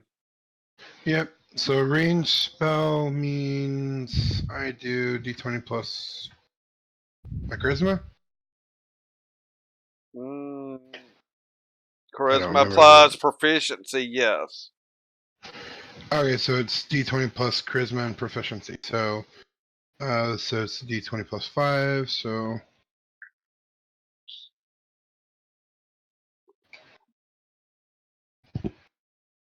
it's was that 12 and not 20 and 24. First one misses. The other I two.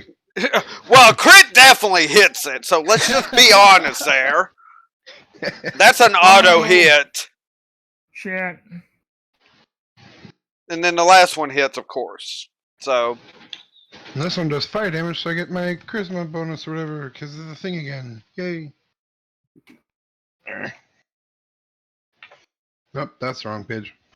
Just making sure. I'm pretty sure it's plus 2.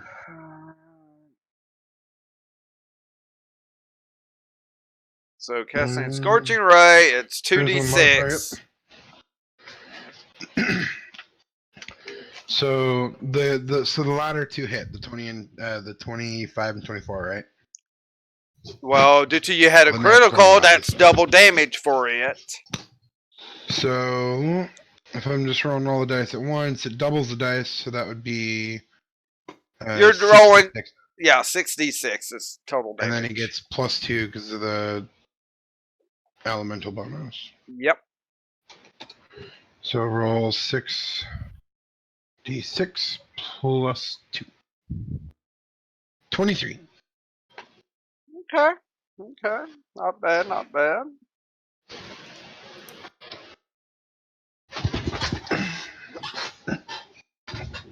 It's hurting, but it still looks like it could go for a bit to everyone. Burn, you bloody bugger.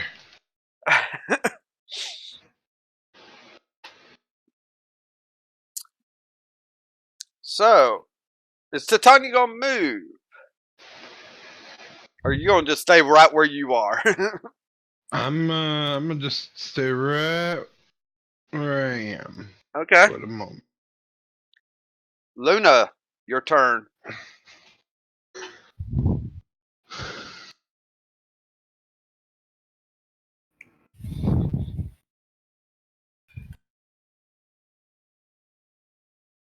Luna. Luna is going to use her bow. Somebody could roll for me real quick. It's a D8, D20 plus 8.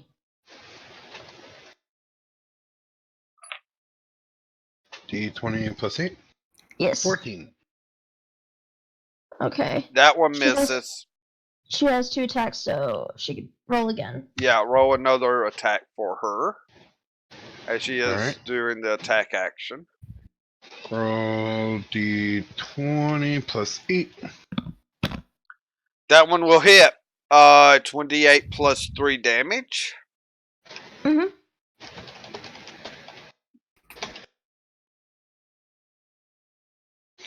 Alright, it was, say that again? 1d8 D8 plus 3. 3. 10.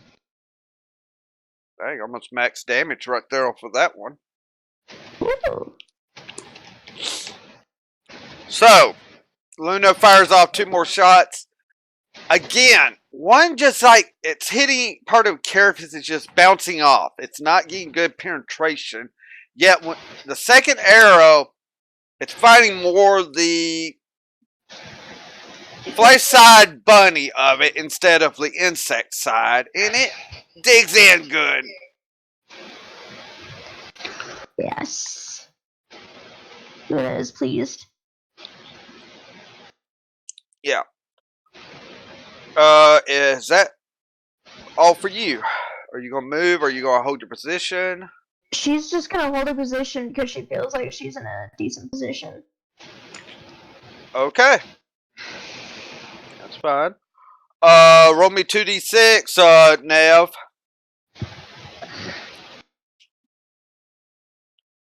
Also, note that this void is also rough terrain. Yeah, I know. Mm. I know. I do know. Because it's kind of like got tentacles in there. So I'm hoping for a high roll on something. Dang, you're getting max damages here. Pretty close. Yes, I got it back.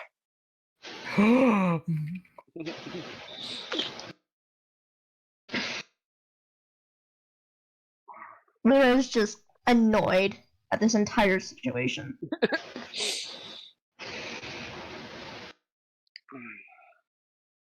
Now I gotta do some counting here as it is. You know what? Let's take a quick BRB. I need a bathroom as I'm thinking how this is going to go down with the Great Abomination Bunny. So we'll be right back, everyone, to finish this fight off. Peace.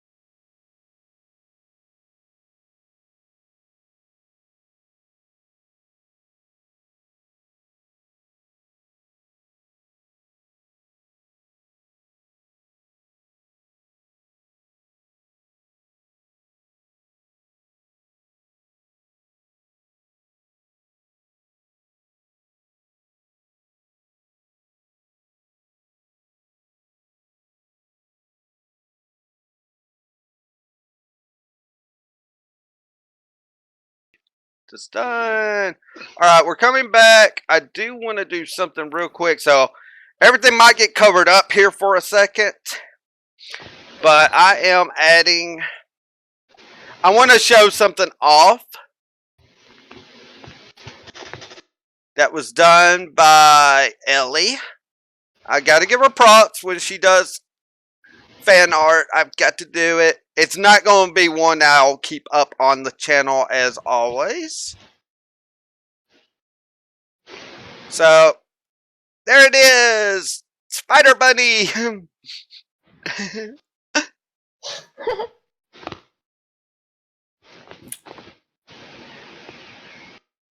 Well, Sin, just take care of yourself. Enjoy. I wasn't sure if Full Throttle Friday for you was going to go off with you being sick and all. So, and I don't plan on doing streams like this every Friday, trust me. But there's the Spider Bunny. Okay. Everyone's enjoying the look of it, but we're going to take it back off. So, I'll show it off again at the end as well. So, what this Spider Bunny, as we're calling it right now, I guess, it's going to do, and that means we're going to have to move everything down the map some. So, with that in mind,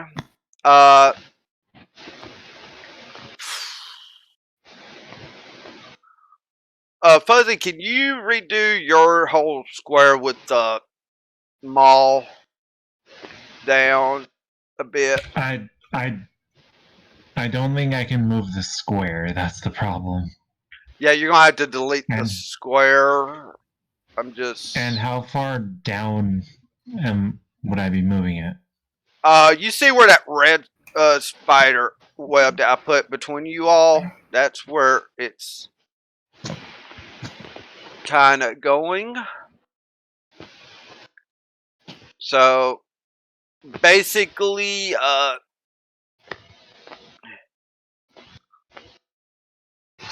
still's gonna get pushed back that way. You are actually, I think you and Luna are actually getting pushed into it. You know what? I'll give you the option of it going to the side or not, but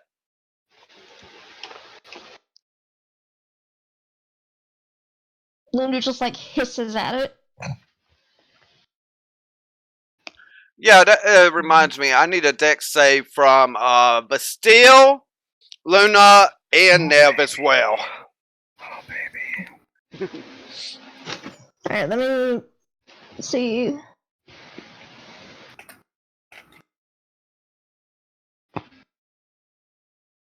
Wait. Do I need to make a save? Or Helen and Titania actually was not in the zone for it to crash down in. You two got lucky. So that's what's the saving throw? Dexterity? Dex save, yes. But I am definitely now face to face with this monster. Yeah. You're all. Yeah, no. I'm not happy now. You know what? I'm just going to say this is basically how your zone is. So you're still going to be out of your zone. Luna did fine. I don't actually know how to delete wall. You got to go back actually into where the wall is. I'll help you with that. Well, actually, that was walls, you said? Yeah. Basically, you go right back to the walls and you just go back over it and it'll delete it.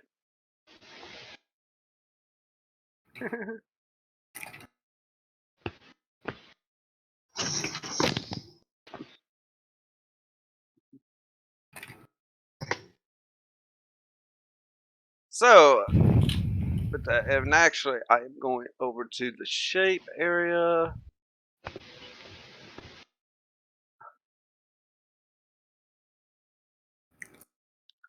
Brown is indicating the tree line now, okay?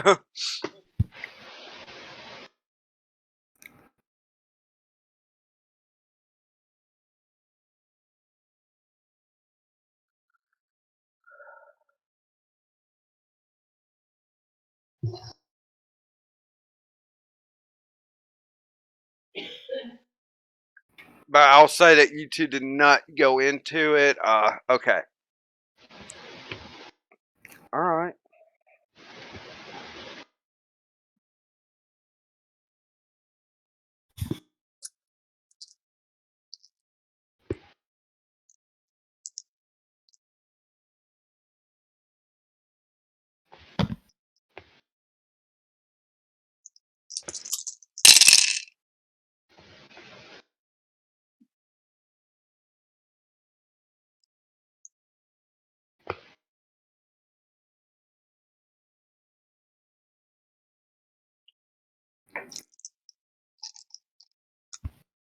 So, Luna and Bastille, you take 14 points of damage. Hot. But Luna made the save, didn't she, with 21? Doesn't matter, still take damage. You still take half damage. That's only half the damage it was. It was actually 28 points of damage, so. Be thankful! So that's 66 down by 14? Yeah. So, 52. Oh, I need to make a dexterity save? Yep.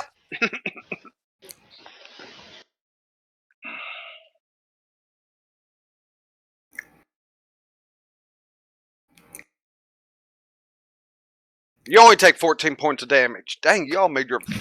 Dang, y'all are being so dexterous today. Oh man. I mean, my dexterity is a 16. Yeah, okay. Well, that's the only thing he can do this time because that had recharged. Helen, it's your move. Oh. My turn. Yep.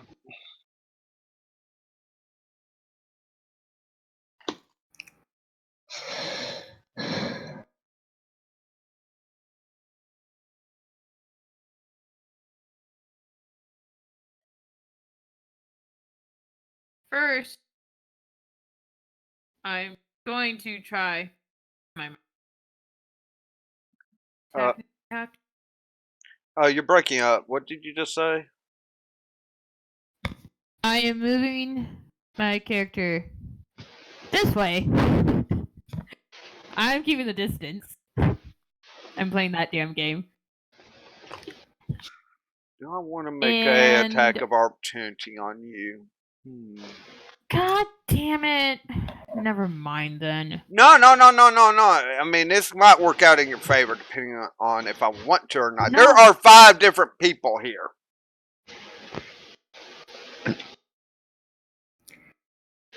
I mean, I'm still sure you get an attack of opportunity each time, don't you?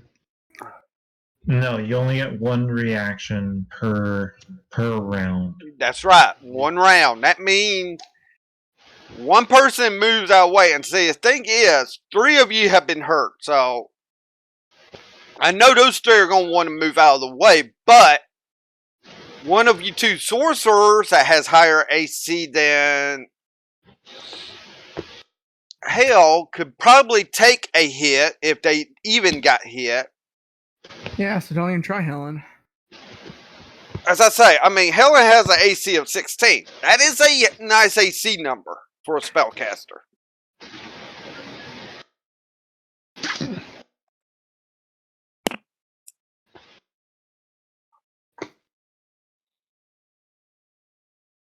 Because I want to move out of the way. Then do it. Move out of the way. I make an attack of opportunity. If I miss, I miss. That's if Dragon wants to Fine, make the I am attack of moving. opportunity. Fine. I am moving over there. That is my total amount of feet I can move, which is 35. Okay. And I'm casting. Okay. You get out of there and you feel the hot breath from this spider bunny. Tried to bite into you, but just misses as you get out of there. Mm-hmm. Hey, Well, it I'm would have using only been my like a. second. It would have been a 2d8 plus 7 damage, so you wouldn't taken a whole lot of damage here. Right. Can I finish now? Yeah. Now what are you gonna do? Ice knife second level.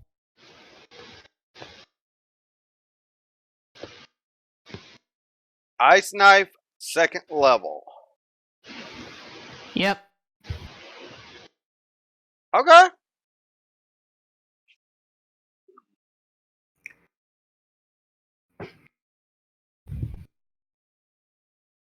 Okay.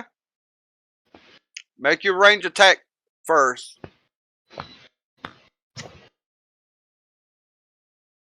Which is a D20 plus 8. Yeah, d20 plus 8 for her. Whoever. Roll.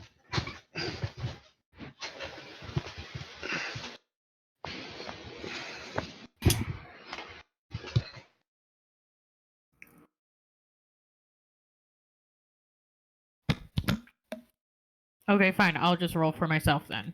Okay. Thank you, friends. Okay. Oh, sorry. Sorry. Okay. Some people might not. I don't know what's going on. I heard you just fine. That will hit. So 1d10 damage.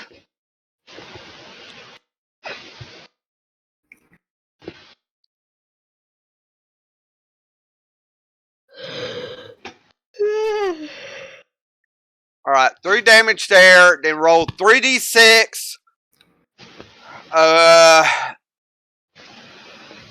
Actually, everyone's safe around it. That's the lucky thing. I'm the only one that's got to make the dex save. Do I still roll the 3d6? Yeah, that you successfully hit it. So I have to roll my save for the extra damage you're about to throw on it.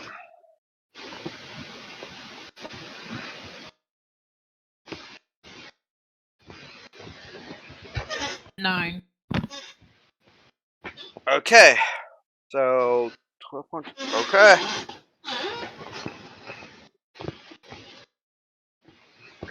All right. So you see Helen just get out of way of this bite that it was going to come down and do on her. As she gets back far enough, turns around, and you see this like glacial style ice just come right at this thing. Hits it kind of like in the center of its body. And then you hear like this little ice explosion happen around it.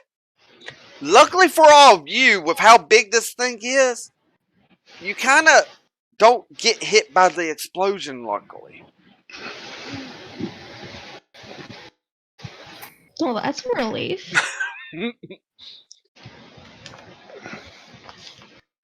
But with that, anything else, Helen? No. Okay. So, but still, it's your turn. Okay. Go ahead and roll your attack of opportunity or whatever. I've already rolled it. You're Cool. safe to move. I was going to do it on one of the 2 sorcerers, so it doesn't matter. So, Cool stuff. Alright, so back there. And this is where I get to be like, hey Helen, watch what I do. Breath attack, weapon, white. So you have Dex 13 to roll, Dragon. I have 3d6 to roll. is this a conal attack or? Well, wait a minute.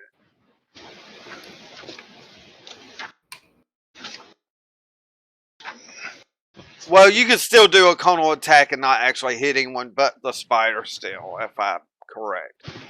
Yep. Okay. This is a range of 30 feet. Boop.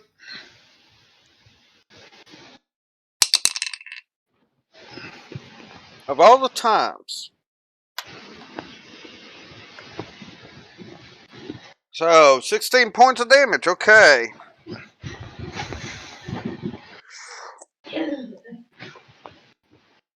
So, you see Bastille back out.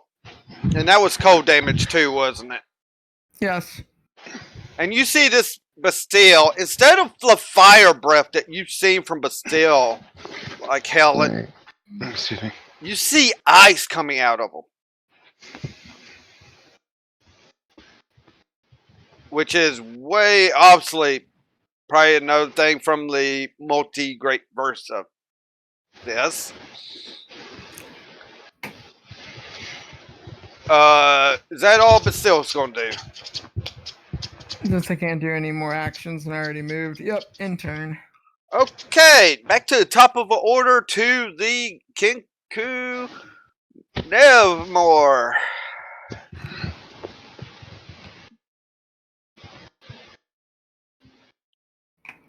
Alrighty.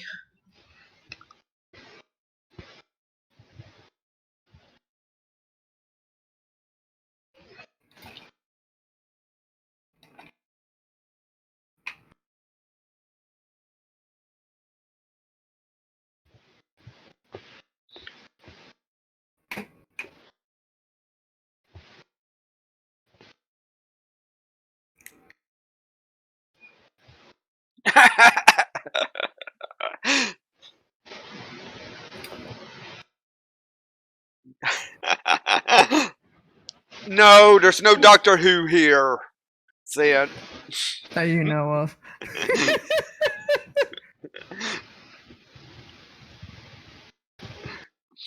Okay.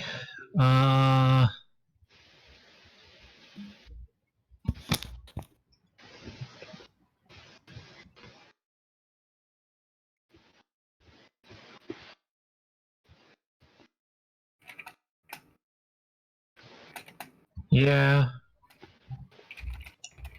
He will back off to there. And then shoot it with an Eldritch Blast. Okay, make your attack rolls.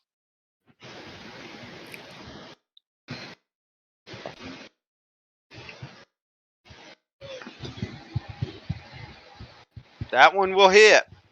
Do you want me to roll damage first or No, go ahead and roll your both second. attacks? Go ahead and roll both attacks, and then you can roll all the damage together.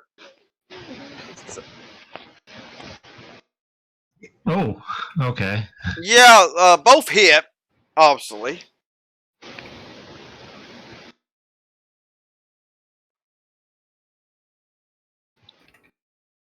Wow. What the heck? 4 plus 4 equals 8, plus 8 is 16. 16 damage. Yeah, okay. I got no fancy spells.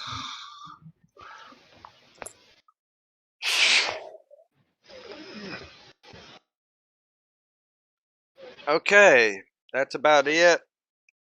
It's looking pretty hurt. Might not last much longer. And Titania, you're up. So, my character, in response to having the giant spider rabbit monstrosity land in front of her, freaks out, puts her hands together, and casts a burning hands at level 3. Just.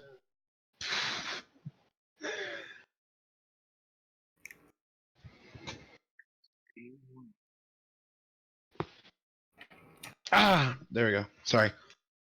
I had to pop my elbow. Okay, yeah, you can position the cone where no one would get hit by this. Well, even if I shoot straight out, the thing's 15 feet deep, so. Yeah. So I got to make a dex save while you roll 5d6 worth of damage. This could do it. If I don't save. Plus 2.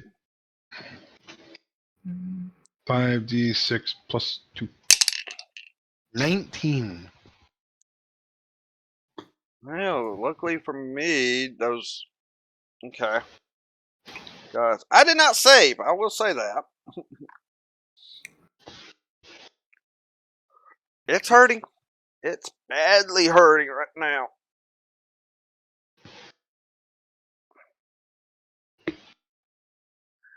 Yeah.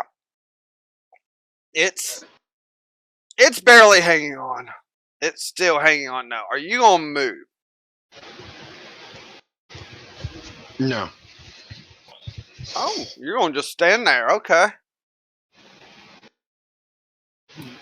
Luna, you're up. Now, attack of opportunity's already been used on Helen, so you are able to move freely without worry of that. Well, Luna's gonna definitely back. No. Let's see. Let me see what she's using for swords. Let me just look at my sheet. Let's see. Is she within 5 feet? Yeah, you're in melee range. Yes, you are in range. Okay. Can she attack with both of her swords at once and have it be one attack?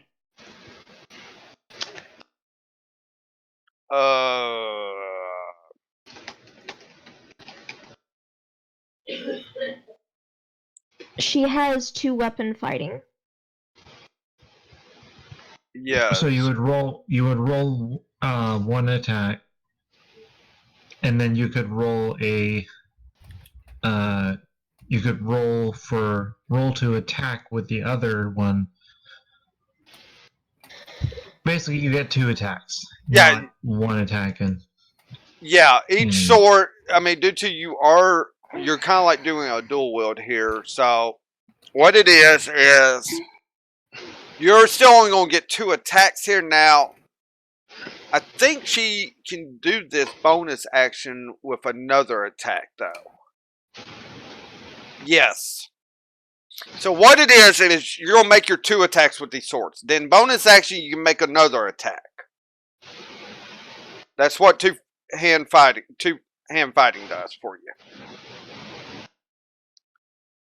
Alright, so basically she can attack 3 times total on the swords. Okay? But it's one sword each time. At once or just one at a time? One at a time. She can't do both at the same time. It's another feat to do that. I think, unless they did away with that. So. Okay. So, she's gonna roll to attack with one sword. Alright.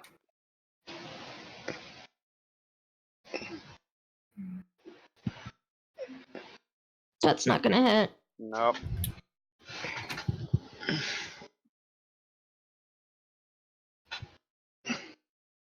That one will, though. Alright, and that's a d6 plus 3.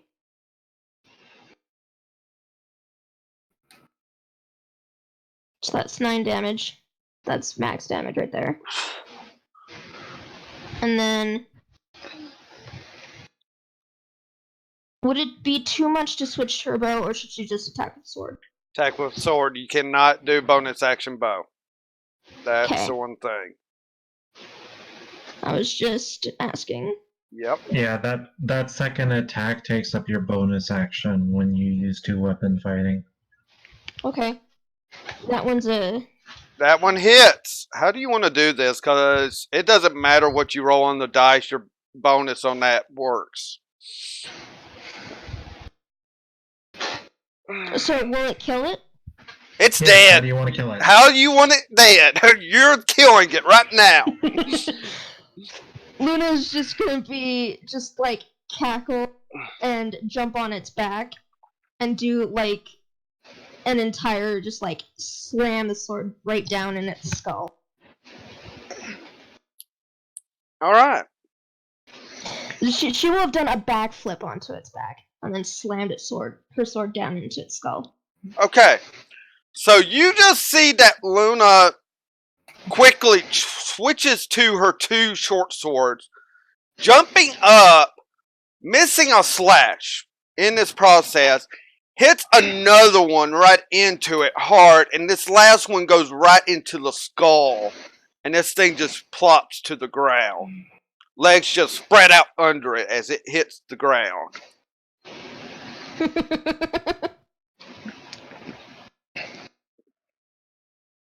As such. all of a sudden, combat is over. As such, so we don't need the map up anymore per se.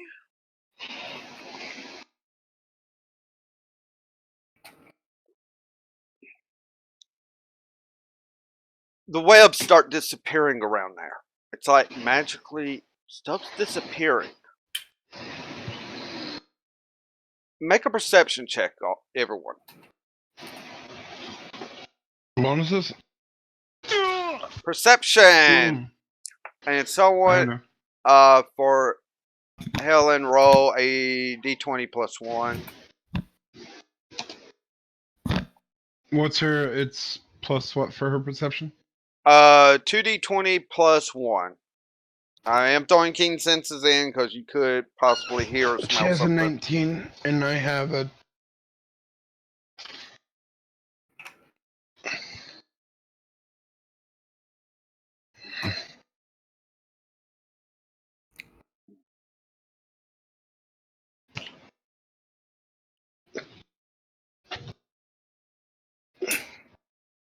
Yeah, you've got. Yeah, depending on what Luna would roll, she's the only one that hasn't rolled the perception yet. So that's a roll d20 plus her perception is 2. Yeah. Does she have advantage? Because bonuses or. No advantage here. Okay. Okay. So as you have noticed that these spider webs have mystically started disappearing and such,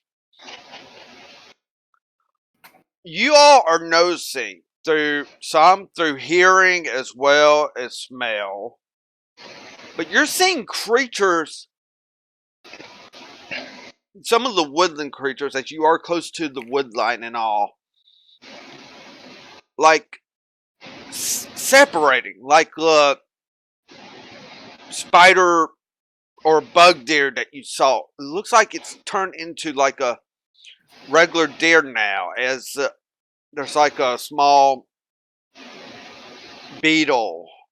All of a sudden, I mean, real small. I mean, but you're seeing these creatures separate all of a sudden,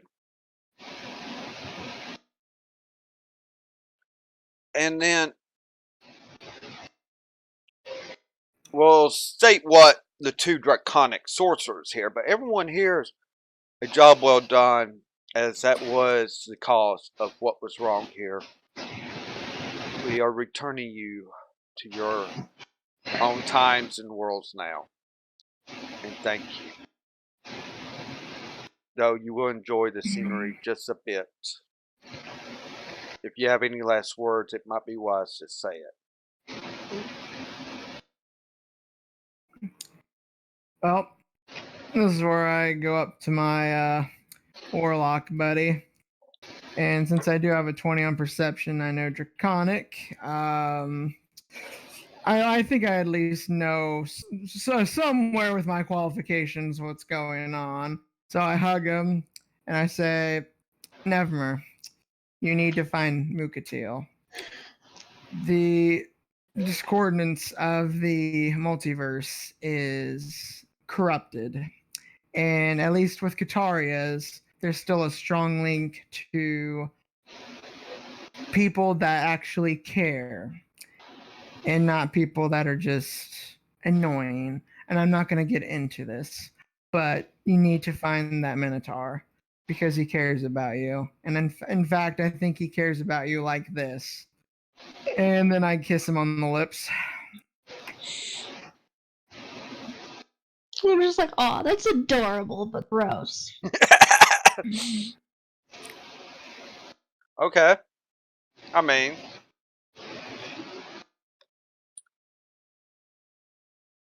if Feathers would ruffle a bit.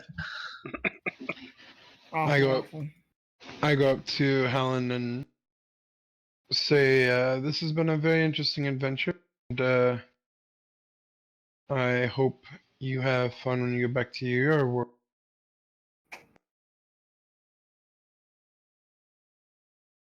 We'll see. Sorry I couldn't go with you, but I must return back to my mother. Very well.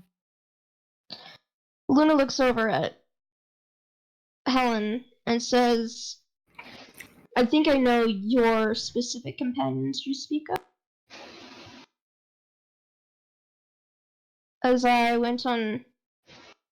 As this is the second time I've been pulled into a journey with these types.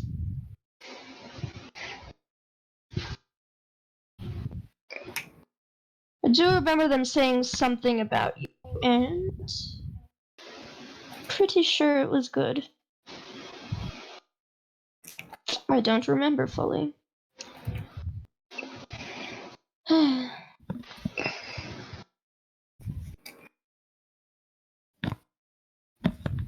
With Helen the will just turn and walk away. and as Helen is starting to turn and walk away, things are fading.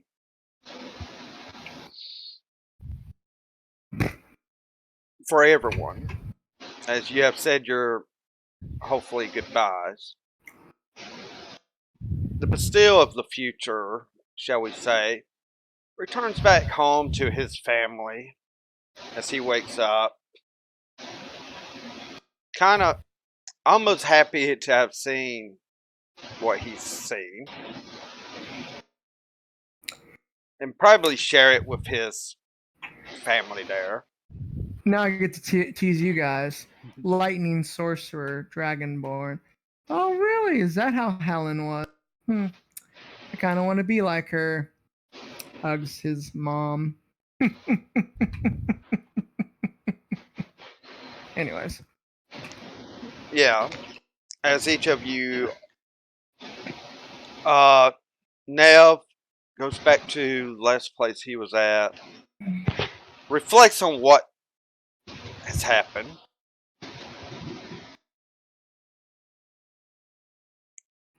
Titania, as you are going back,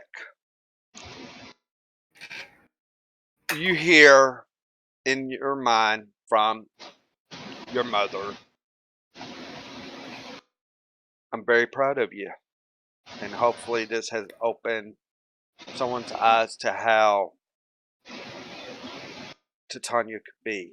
Maybe give an inkling of how she could possibly be in her world.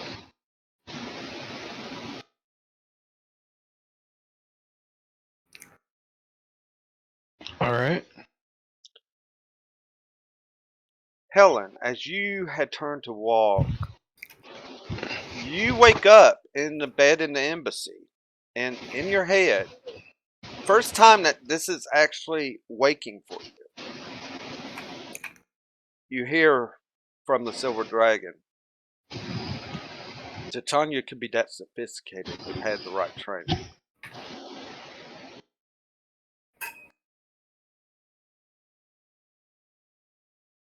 Though you handle yourself quite well with some things you have hated.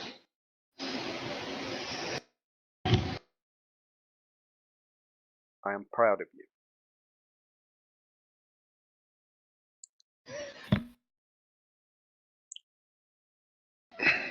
And Luna,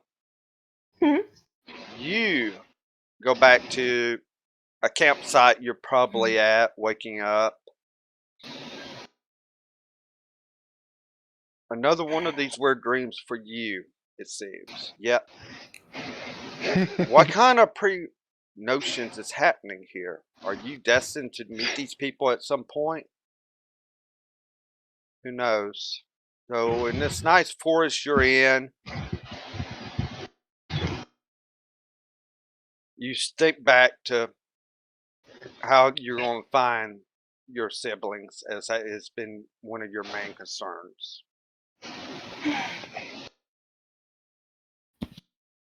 And with that, this ends tonight's one shot. And I've got a burning question for Wolfie. What? How do you feel? Do you think we have a 6 coming into the campaign? I want to hear you. No. I do not feel that we have a 6 coming. Okay. Well, That I'm sorry about that. I'm not sure. I don't know. I'll Well, explain it to you. yeah. Dragon. Well, with that, I am gonna be ending stream tonight. Need to go get some dinner myself and such. And hope everyone had a good night. As I always say, keep on gaming, everyone.